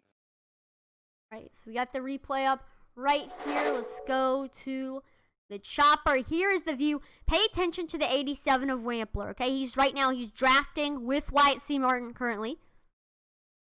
Yeah, and we've seen him do some aggressive things tonight, but I don't know what he did here. Let's look at it. So he goes down. Wyatt C. Martin goes high. Wampler goes low. He's probably expecting Wyatt to try to make it 3 wide, so he's going to sneak in there, but Wyatt comes back down. Right there it is, the contact that was made. He gets out of the gas because he doesn't want to get into him. That gets him loose, and at that point he's trying to save it, but he can't, especially when you get tapped like he does right there, and that just causes a big wreck. And then up he in goes the air. right into the air. That is the 5 car of Matthew Baker up in the air, just minding his own business, and then, wow, the fans got a show on that one. Let's see this replay from Matthew Baker's perspective. Man, that has to be scary to go whoop right up into the air. Yeah, especially when, like, you don't even see what's beside you, and then all of a sudden there's a wall coming, and then you're up in the air like an airplane. That is a wild ride. You know that. I think there's an Air Force base right by Talladega, so they're probably watching that, taking notes. Well, they're probably recruiting him after that. Right? Their new member, Matthew Baker. Absolutely. Unfortunately, Stephen Miller has disconnected after that. David Duke is out of the race as well. Chad Wampler, as we said, was the cause of that caution from race control. He will go to the back of the line. I'm not sure it will be necessary as he was heavily involved in that, but nevertheless, he will start back. No, it is official. He is out of the race as well. Yeah, it was a crazy wreck for Wampler. The unfortunate part for Wampler is he was just trying to get out of it, so he didn't get into Wyatt C. Martin. Right. And so that's the trouble here when you're, when you're racing so close, and all it takes is just one little mishap, and it causes a whole bunch of chaos behind them. We're looking at 23 drivers right now on the lead lap. Again, we started off of 41, almost down to half. Right, they're dropping off like flies here at Talladega, and Talladega has that effect on these Cup cars. At first, we get a full field, and then right about 10 laps to go, we've lost pretty much half the field. Yeah, that's exactly right. Both Grinch cars are no longer a factor in this, as we thought they would be, but we're not. We got Aaron Smith out there. You see him in that yellow car leading this pack. Michael White in second. Joshua Abbey in third. Kevin Kettleman, he got the EOL earlier. He's made his all the way back to the front in the 11 car, sits fourth, and Wyatt C. Martin rounds out your top 5 in the 06. And we got David Amy in 7th, Matt Knights in 8th, Jonathan Goke in 9th, and Hunter Combs in 10th. So this caution, is helping that one pack that was far away from the others and couldn't really get up there. So now they're going to be back into contention for this race.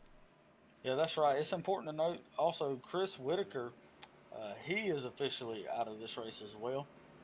So if you were watching him, unfortunately, he is no longer part of it. Braxton DeWeese in the 8 car. I know we had some people shouting him out earlier. He is back on the lead lap. He was the lucky dog under that caution.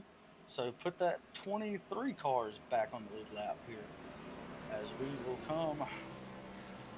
You see there, double file restarts are back in as we come to 10 laps to go for the green flag. So yep, like you said, we are finally double file again. It had been a while since we have been double file. That actually rhymed there. That was perfect. But got Aaron Smith and Michael White starting side by side for this start. Got all the people. There's Braxton DeWeese. He's trying to get back up to the field as he's a lap down. He's back into contention for this race. Oh, absolutely he is. Even though he's 23rd, I've seen crazier things happen here at Talladega, so don't count anybody out. Just a couple more from the shout-outs. We got Bobby Anderson in 18th, Robert Yost in 17th in that 14 car. Ron Morris Jr., our sponsor for this race, he's sitting in 14th.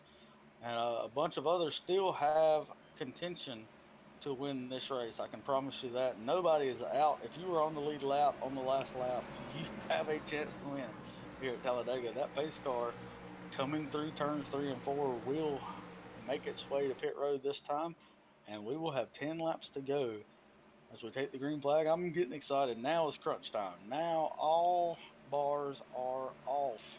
It's time to go. Right, this is going to be some of the best racing that you've ever seen if you're tuning in. This is your first Superspeedway race. It's probably one of my favorite races to announce just because of the excitement, the unpredictableness. That's the main thing. A lot of times there's a driver that's good at the track and they're in the lead, and a lot of times there's a sports team or a sports game where the winner is pretty much guaranteed, but here at Talladega the winner is anything but guaranteed. Here we go, we're restarting back here at Talladega. 10 to go.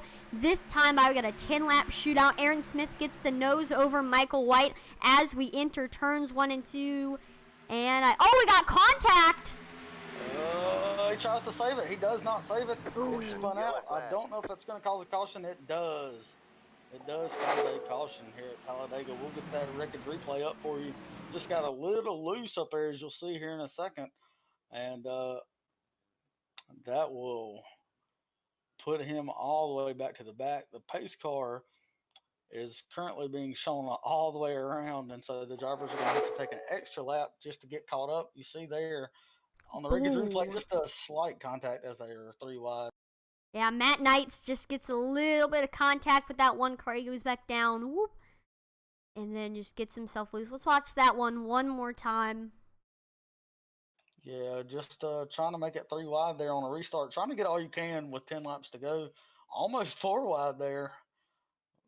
Trying to keep it off one another. They don't make slight contact. That's netcode, actually. Looks like. Just a little bit of netcode. Oh, then right there. But then right there they make contact and just get loose, and tries to save it, doesn't save it, gets it back up into the outside wall, overcorrects. And you got some drivers not slowing down because there's only 10 laps to go. Understandable. But Matt Knightus will be given the cause of that caution, so he'll get an EOL. But nevertheless, we will go back to green flag racing here. I will say we do have a couple shout outs on Facebook. Got Zach Myers shouting out Hunter Combs in the 63. We talked about him tonight a lot, actually, in that 63. It seems like he was involved in that wreck. He is restarted 10th and now back to 19th, so it looks like he may have been involved in that caution. And we also got another shout out for Hunter. Timothy Byron said go Hunter. So got a lot of people watching certain drivers here tonight. And that's the same for YouTube. We got a shout out for John Taylor the 4th. Right now he's 1 lap down in 25th. I'm not sure if he was involved in that one, but if we have 2 more cautions, then he will be put back on the the lead lap. So not all hope is lost. Oh, nope, there's 3 cars on 1 lap down. So there's still hope for John Taylor the 4th. Just be hopeful for him. And we also have another shout out. Talia McCollum says, go Wyatt Martin. We've seen him up there in the 06 tonight. He's sitting there in 5th right now. He's been a good pusher tonight. I think his plan is to push until the last lap. That's my plan when I'm out here. I like to push. I am a pusher for sure until that last lap. That's when it's go time. Here comes Joseph Wright. Joseph Wright gets his lap back, and he's going to be back on the lead lap in contention for this race. Yeah, you're exactly right. That'll put 22 cars on the lead lap here at Talladega, as the pace car lights will go off this time by, and we'll get back to green flag racing. So now, for those of you who are John Taylor, the fourth fans, he's now going to be the lucky dog. So if we have another caution, he's going to be back on the lead lap. So like I said, not all hope is lost for John Taylor, the fourth. And if you were rooting for Joseph Wright, he is back on the lead lap. Yes, sir. Not all hope is lost, because I can guarantee you the aggression will not go down from here on out. I can guarantee you that. So will we have another caution? Who knows? But I do know we have 3 attempts at a green white checker tonight if we need them. After that, it will finish under caution.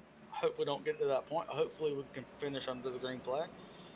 But I do want to point out Ron's race paints, just for giving us a really good race tonight. Right, and if you're just now joining us, welcome to the Fall Brawl 250. This is hosted by the iRacing Super Stock League, and we're here at Talladega Superspeedway in Talladega, Alabama. So right now, do it quickly, take a bathroom break, get a snack, as we are getting set for probably the best part of the race. But like you said, let's take this time to shout out Ron's Race Paints. So Ron's Race Paints will help you with quality iRacing paint schemes and logo designs. You can find them on Facebook at Ron's with a comma Race Paints. With an apostrophe. I was thinking when you said that a comma, but I think everybody knew what you meant, an apostrophe. Like I said, the pace car lights are off. We will restart with 6 laps to go. You see them start to get double file, getting ready for this restart here. I don't know if I'm ready, but it seems like they might be. As we're getting that wreckage replay ready, I can guarantee you, folks. Yep, right as you say that, we got the wreckage replay up, because I'm pretty sure there is going to be another caution here at Talladega. That seems like the theme of the night for sure, is aggression and caution. And so we'll see if that follows suit here. Maybe we can get in a green flag finish right here. This is getting down. When we go back green, we're going to be 6 laps to go. Got 22 cars on the lead lap, including the Grinch car of Eddie Morris. To point that out. So here we go. We got Aaron Smith II, Joshua Abbey, Michael White, Kevin Kittleman, and Wyatt C. Martin. Yeah, unfortunately, Chad Wampler, he is out of the race, as I said before. Chris Whitaker's out of the race. Some new guys. We have Christopher Mockley. He is out of the race. Matthew Baker is out of the race. And unfortunately, he was a fan favorite tonight. Bobby Anderson is officially out of this race. He will finish probably 25th, 26th, somewhere around in there, depending on how other cars behind him finish. But if you were following him tonight, unfortunately I have to tell you that, as that pace car is coming around, and he's going to duck down pit road this time. We're going to have 6 laps to go again as we go green flag. Here we go. Aaron Smith II, Joshua Abbey. This is a new front row. We haven't seen this. Of course, we did have a long green flag run before this caution, but here we go. We are getting set for the green flag to wave. Rolls behind them, Michael White, Kevin Kittleman, Wyatt C. Martin, just all around a great looking field as we are getting set to go back green. Here we go. Green flag is back out here at Talladega International Super Speedway. We got Aaron Smith on the bottom. He's side by side with Joshua Abbey. Got the nose going into turns 1 and 2, and he's cleared him. Not quite yet. He's still getting a good run. Great draft coming in from Kevin Kittleman in the 11. Yeah, but don't count out that Joshua Abbey on the outside. He's got, like you said, Kevin Kuhlman right behind him. Wyatt C. Martin trying to get back into this thing, into the mix. As they go down into turn 3, it looks like the outside line has it just for a second, but Aaron Smith's going to get that lead on the inside with the shortest line around the track. On the outside, going to get that momentum on the high side. Oh, it's going to be too close to call coming down to the line this time. I think it's gonna be Smith, but I could be wrong. No. Yeah, wait. Joshua Abbey led that lap. Interesting. He's got the. Oh, what a run! Oh. Wow, I thought Kevin was gonna take it 3 wide there. Scared me there for a second. We're 5 laps to go now here at Talladega, and we're side by side for first. If this is anything, it's a prediction for what we're gonna see during the finish. If we see a side by side, too close to call finish, that would be amazing. Oh yeah, if it would finish just like this, you're right, that would be amazing. They're coming out of turn 4 this time, neck and neck for the lead. Joshua Abbey, Aaron Smith coming down this time through the tri-oval. We're gonna have 4 laps to go as they cross the start-finish line, and right now it's anybody's race. As Kevin, almost made it 3 wide there. I don't know if he's trying to get by Joshua Abbey, or if he's just trying to push him all he can, but right now, they are neck and neck for that lead. Nobody's getting an edge. Car around. Car around, there it is, like you said. Big one, another big one. Wow, there it is. Got a lot of cars involved in this one. Whoa.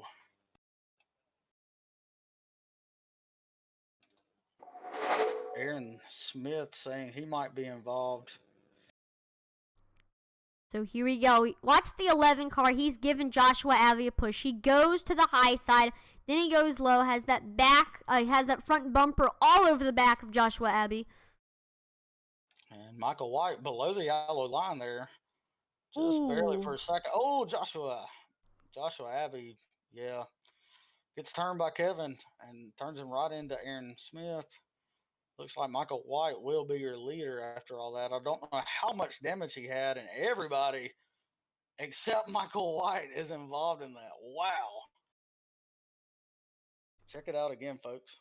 Yeah, this is the in-car view of Wyatt C. Martin. He was right behind this whole ordeal. Actually, let's switch it over to the 11 car. There he goes. That's when he made contact with Joshua Abbey, and whoa, we got a lot of spinning on this machine. Whew. As you can see, his wheel is really going around.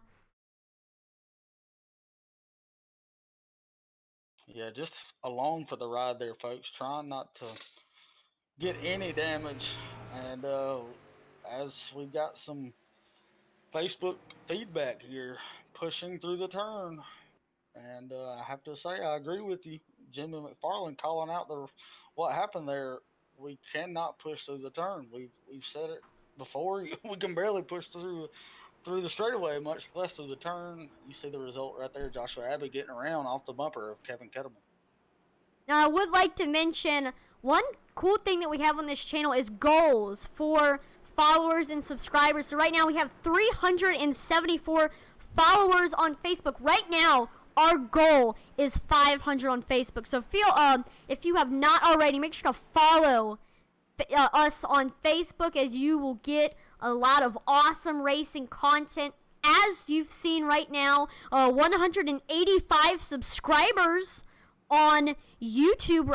The goal is 250. We're nearing that goal. So if you're on YouTube and you haven't already, make sure to subscribe. And then for Twitch, we have just hit 113 followers, and the other goal is 250. So on Twitch, make sure to follow. So go on all 3 platforms. Make sure to like, follow, and subscribe to Intensity Broadcasting. Make sure to turn on notifications. And if you haven't already, make sure to share this broadcast. Atlee. Yes. Does anybody in this field have a 0X right now? I am not able to see that. I think no, I'm just joking. I think there might be. If there's one driver, if there's there's a few drivers. I'm looking through the field, scanning through some drivers that we haven't talked about all day, and that's probably a good thing because I don't think they've been involved in wrecks. I think one of those drivers has a 0X finish. Wow, that's crazy. Um, I will unfortunately inform you that Hunter Combs, we had a couple shout outs for him.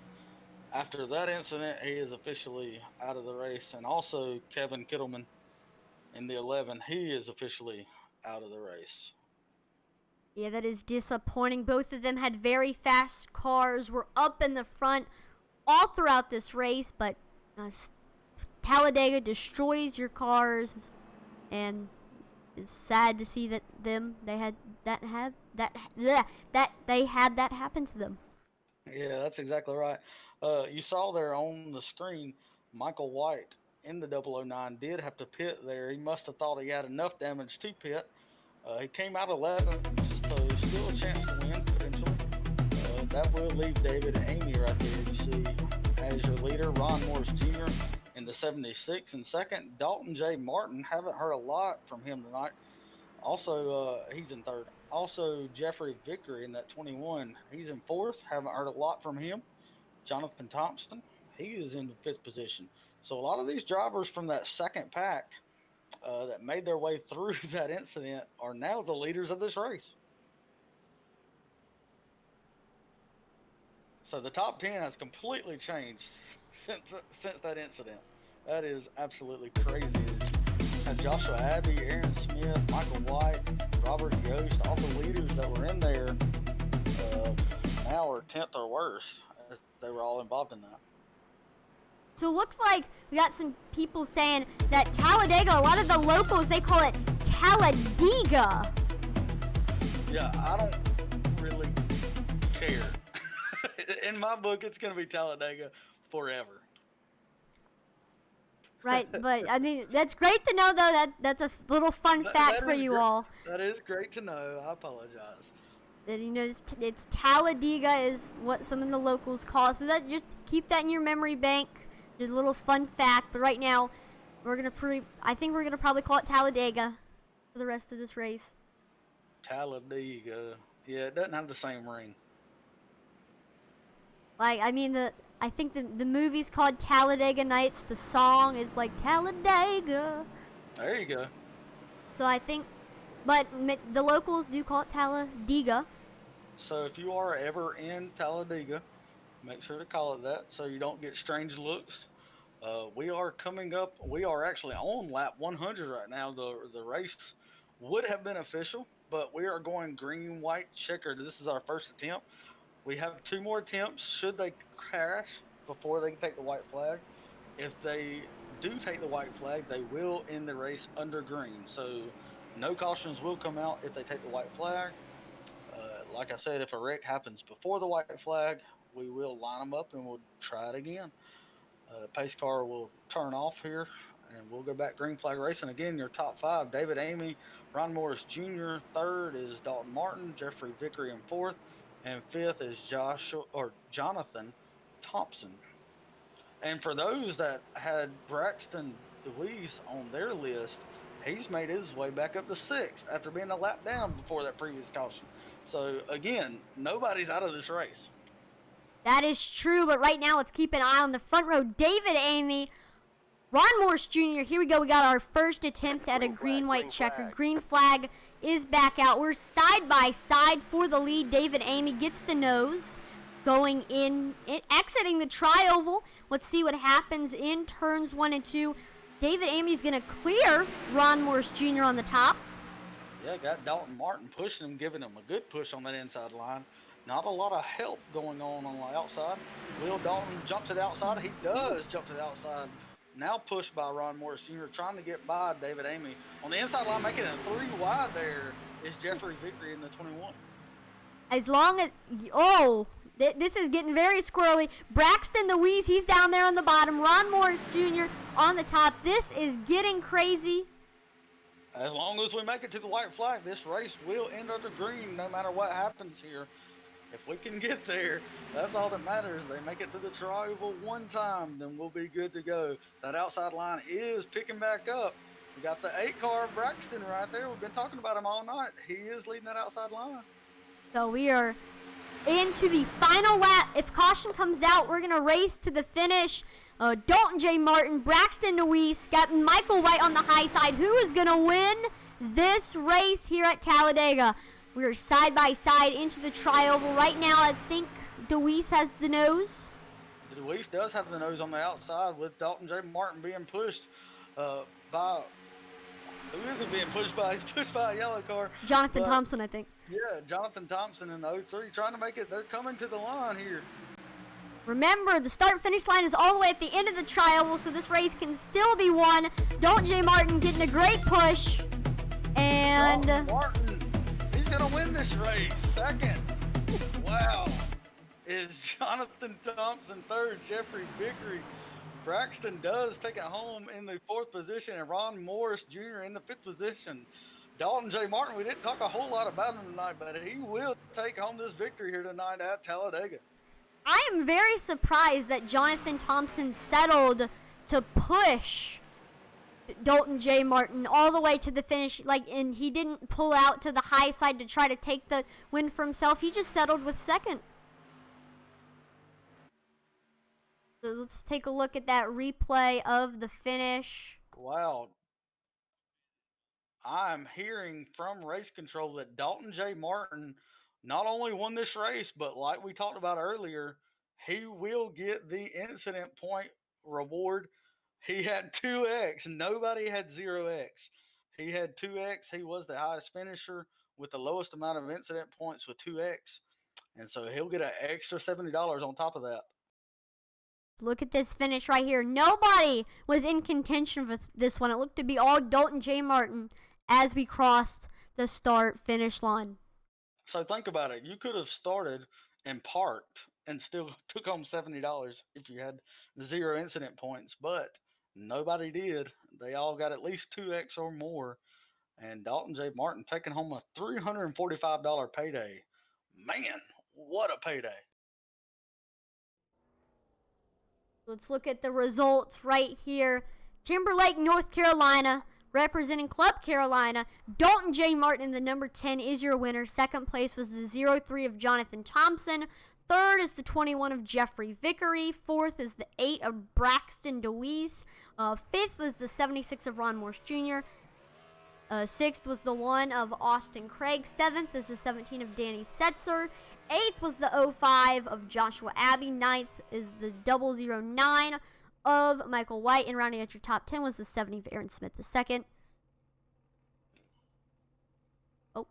Then we got 11th is the 99 of Robert Yost. 12th was the 12 car of Shane Ledoux. 13th was the 2 of David Amy. 14th was the 95 of Nick Horvath. 15th is the 81 of Josh Hall. 16th was the 4 of John Taylor IV. 17th was the 82 of Joseph Wright. We got 18th was the 37 of Bill Watkins. 19th is the 83 of Eddie Morris. Then 20th was the 38 of Matt Knight. 21st was the 11 of Kevin Kittleman. 22nd was the 06 of Wyatt C. Martin. 23rd was the 63 of Hunter Combs. 24th was the 024 of Jonathan Goke. 25th was the 20 of Timothy Likens. 26th is the 18 of Bobby Anderson. 27th was the 5 of Matthew Baker. 28th is the 87 of Chad Wampler. 29th, 36 of David Duke. And rounding out your top 30 is Christopher Hockley.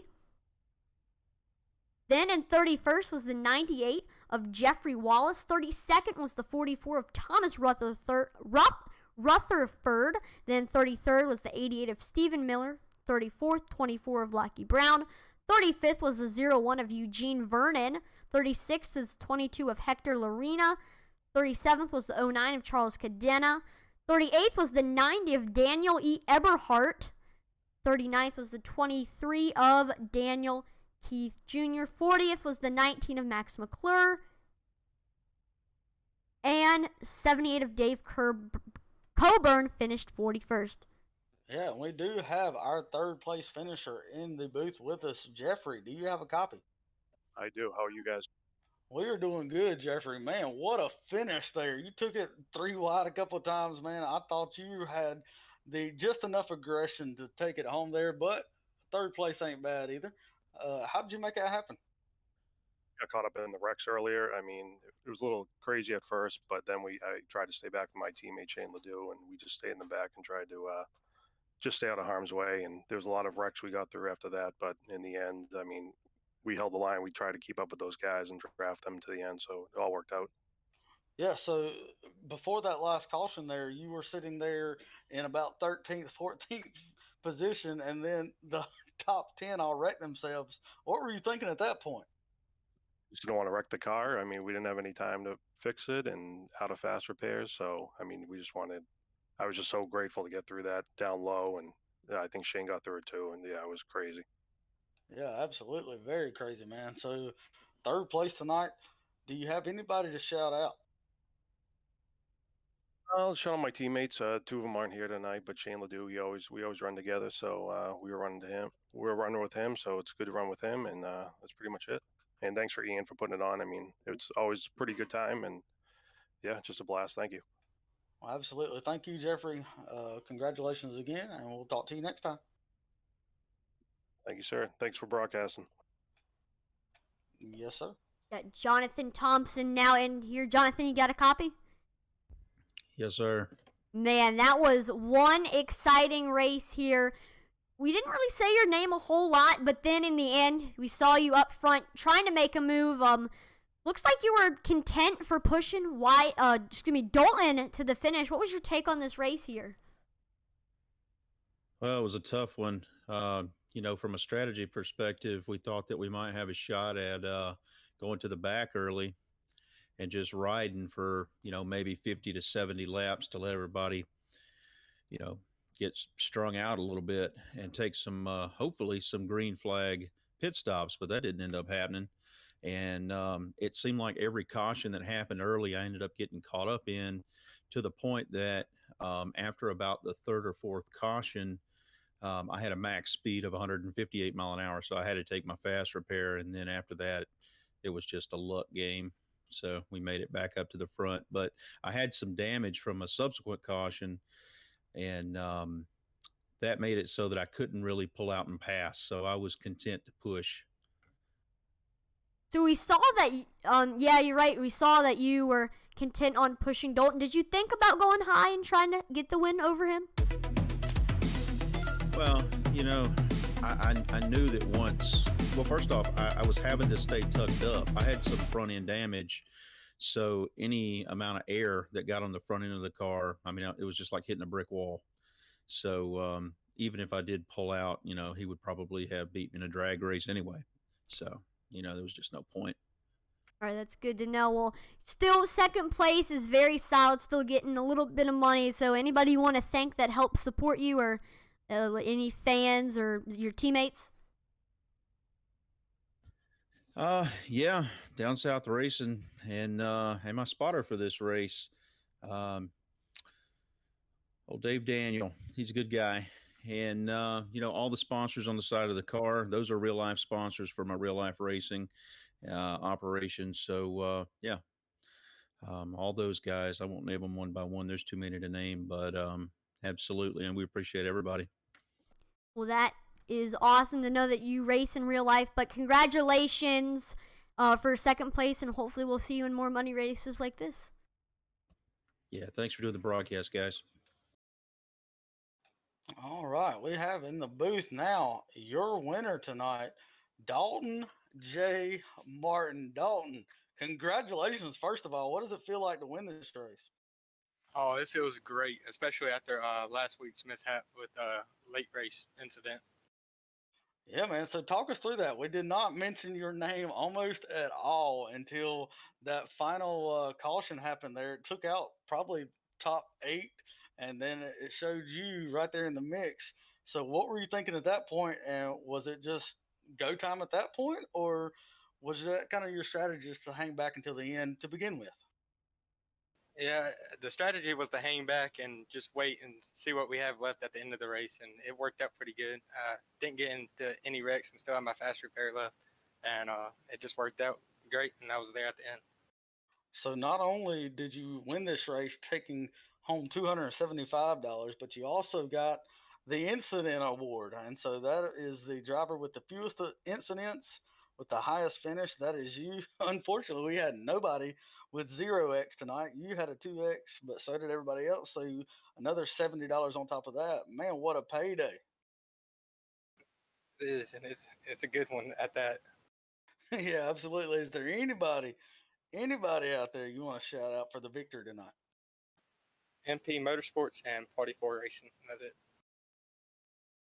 Well, fair enough, Dalton. Again, congratulations, man. It's a long, grueling race, but you finished it out on top in front of everybody. And I do have to ask before you go, how are you going to spend that money? That's a lot of money. I'm going go-kart racing tomorrow, so some of it's going to be spent on that, and then the other, I'm not sure. Fair enough. Well, I can guarantee you go-kart racing can suck all that money away from you. So good luck with that. We will hopefully talk to you again soon. Thanks, y'all, for putting on the broadcast and all. Absolutely. So that is all of the top 3 with the interviews. Overall, great race. One more time, congratulations to Dalton Martin. He gets $345 because he does get that $70 bonus with the 0x finish. But thank you, everyone, for coming and watching this race here. We had a couple technical difficulties, but thank you for sticking through it all. Make sure to like, follow, and subscribe to Intensity Broadcasting on Twitch, YouTube, and Facebook. Make sure to turn on notifications so you're notified when we post. And also share the broadcast so you can spread the word to all the other people, and it helps support us, the drivers, the leagues, and the sponsors. And also check out our Twitter. That is Intensity Broad 1, and you can see some great memes on there and some stream links and all that good stuff. But overall, great broadcast. Make sure to go check out Original Rebels Racing on Sunday. That's going to be the next thing on Intensity Broadcasting, so stay tuned. Over and out.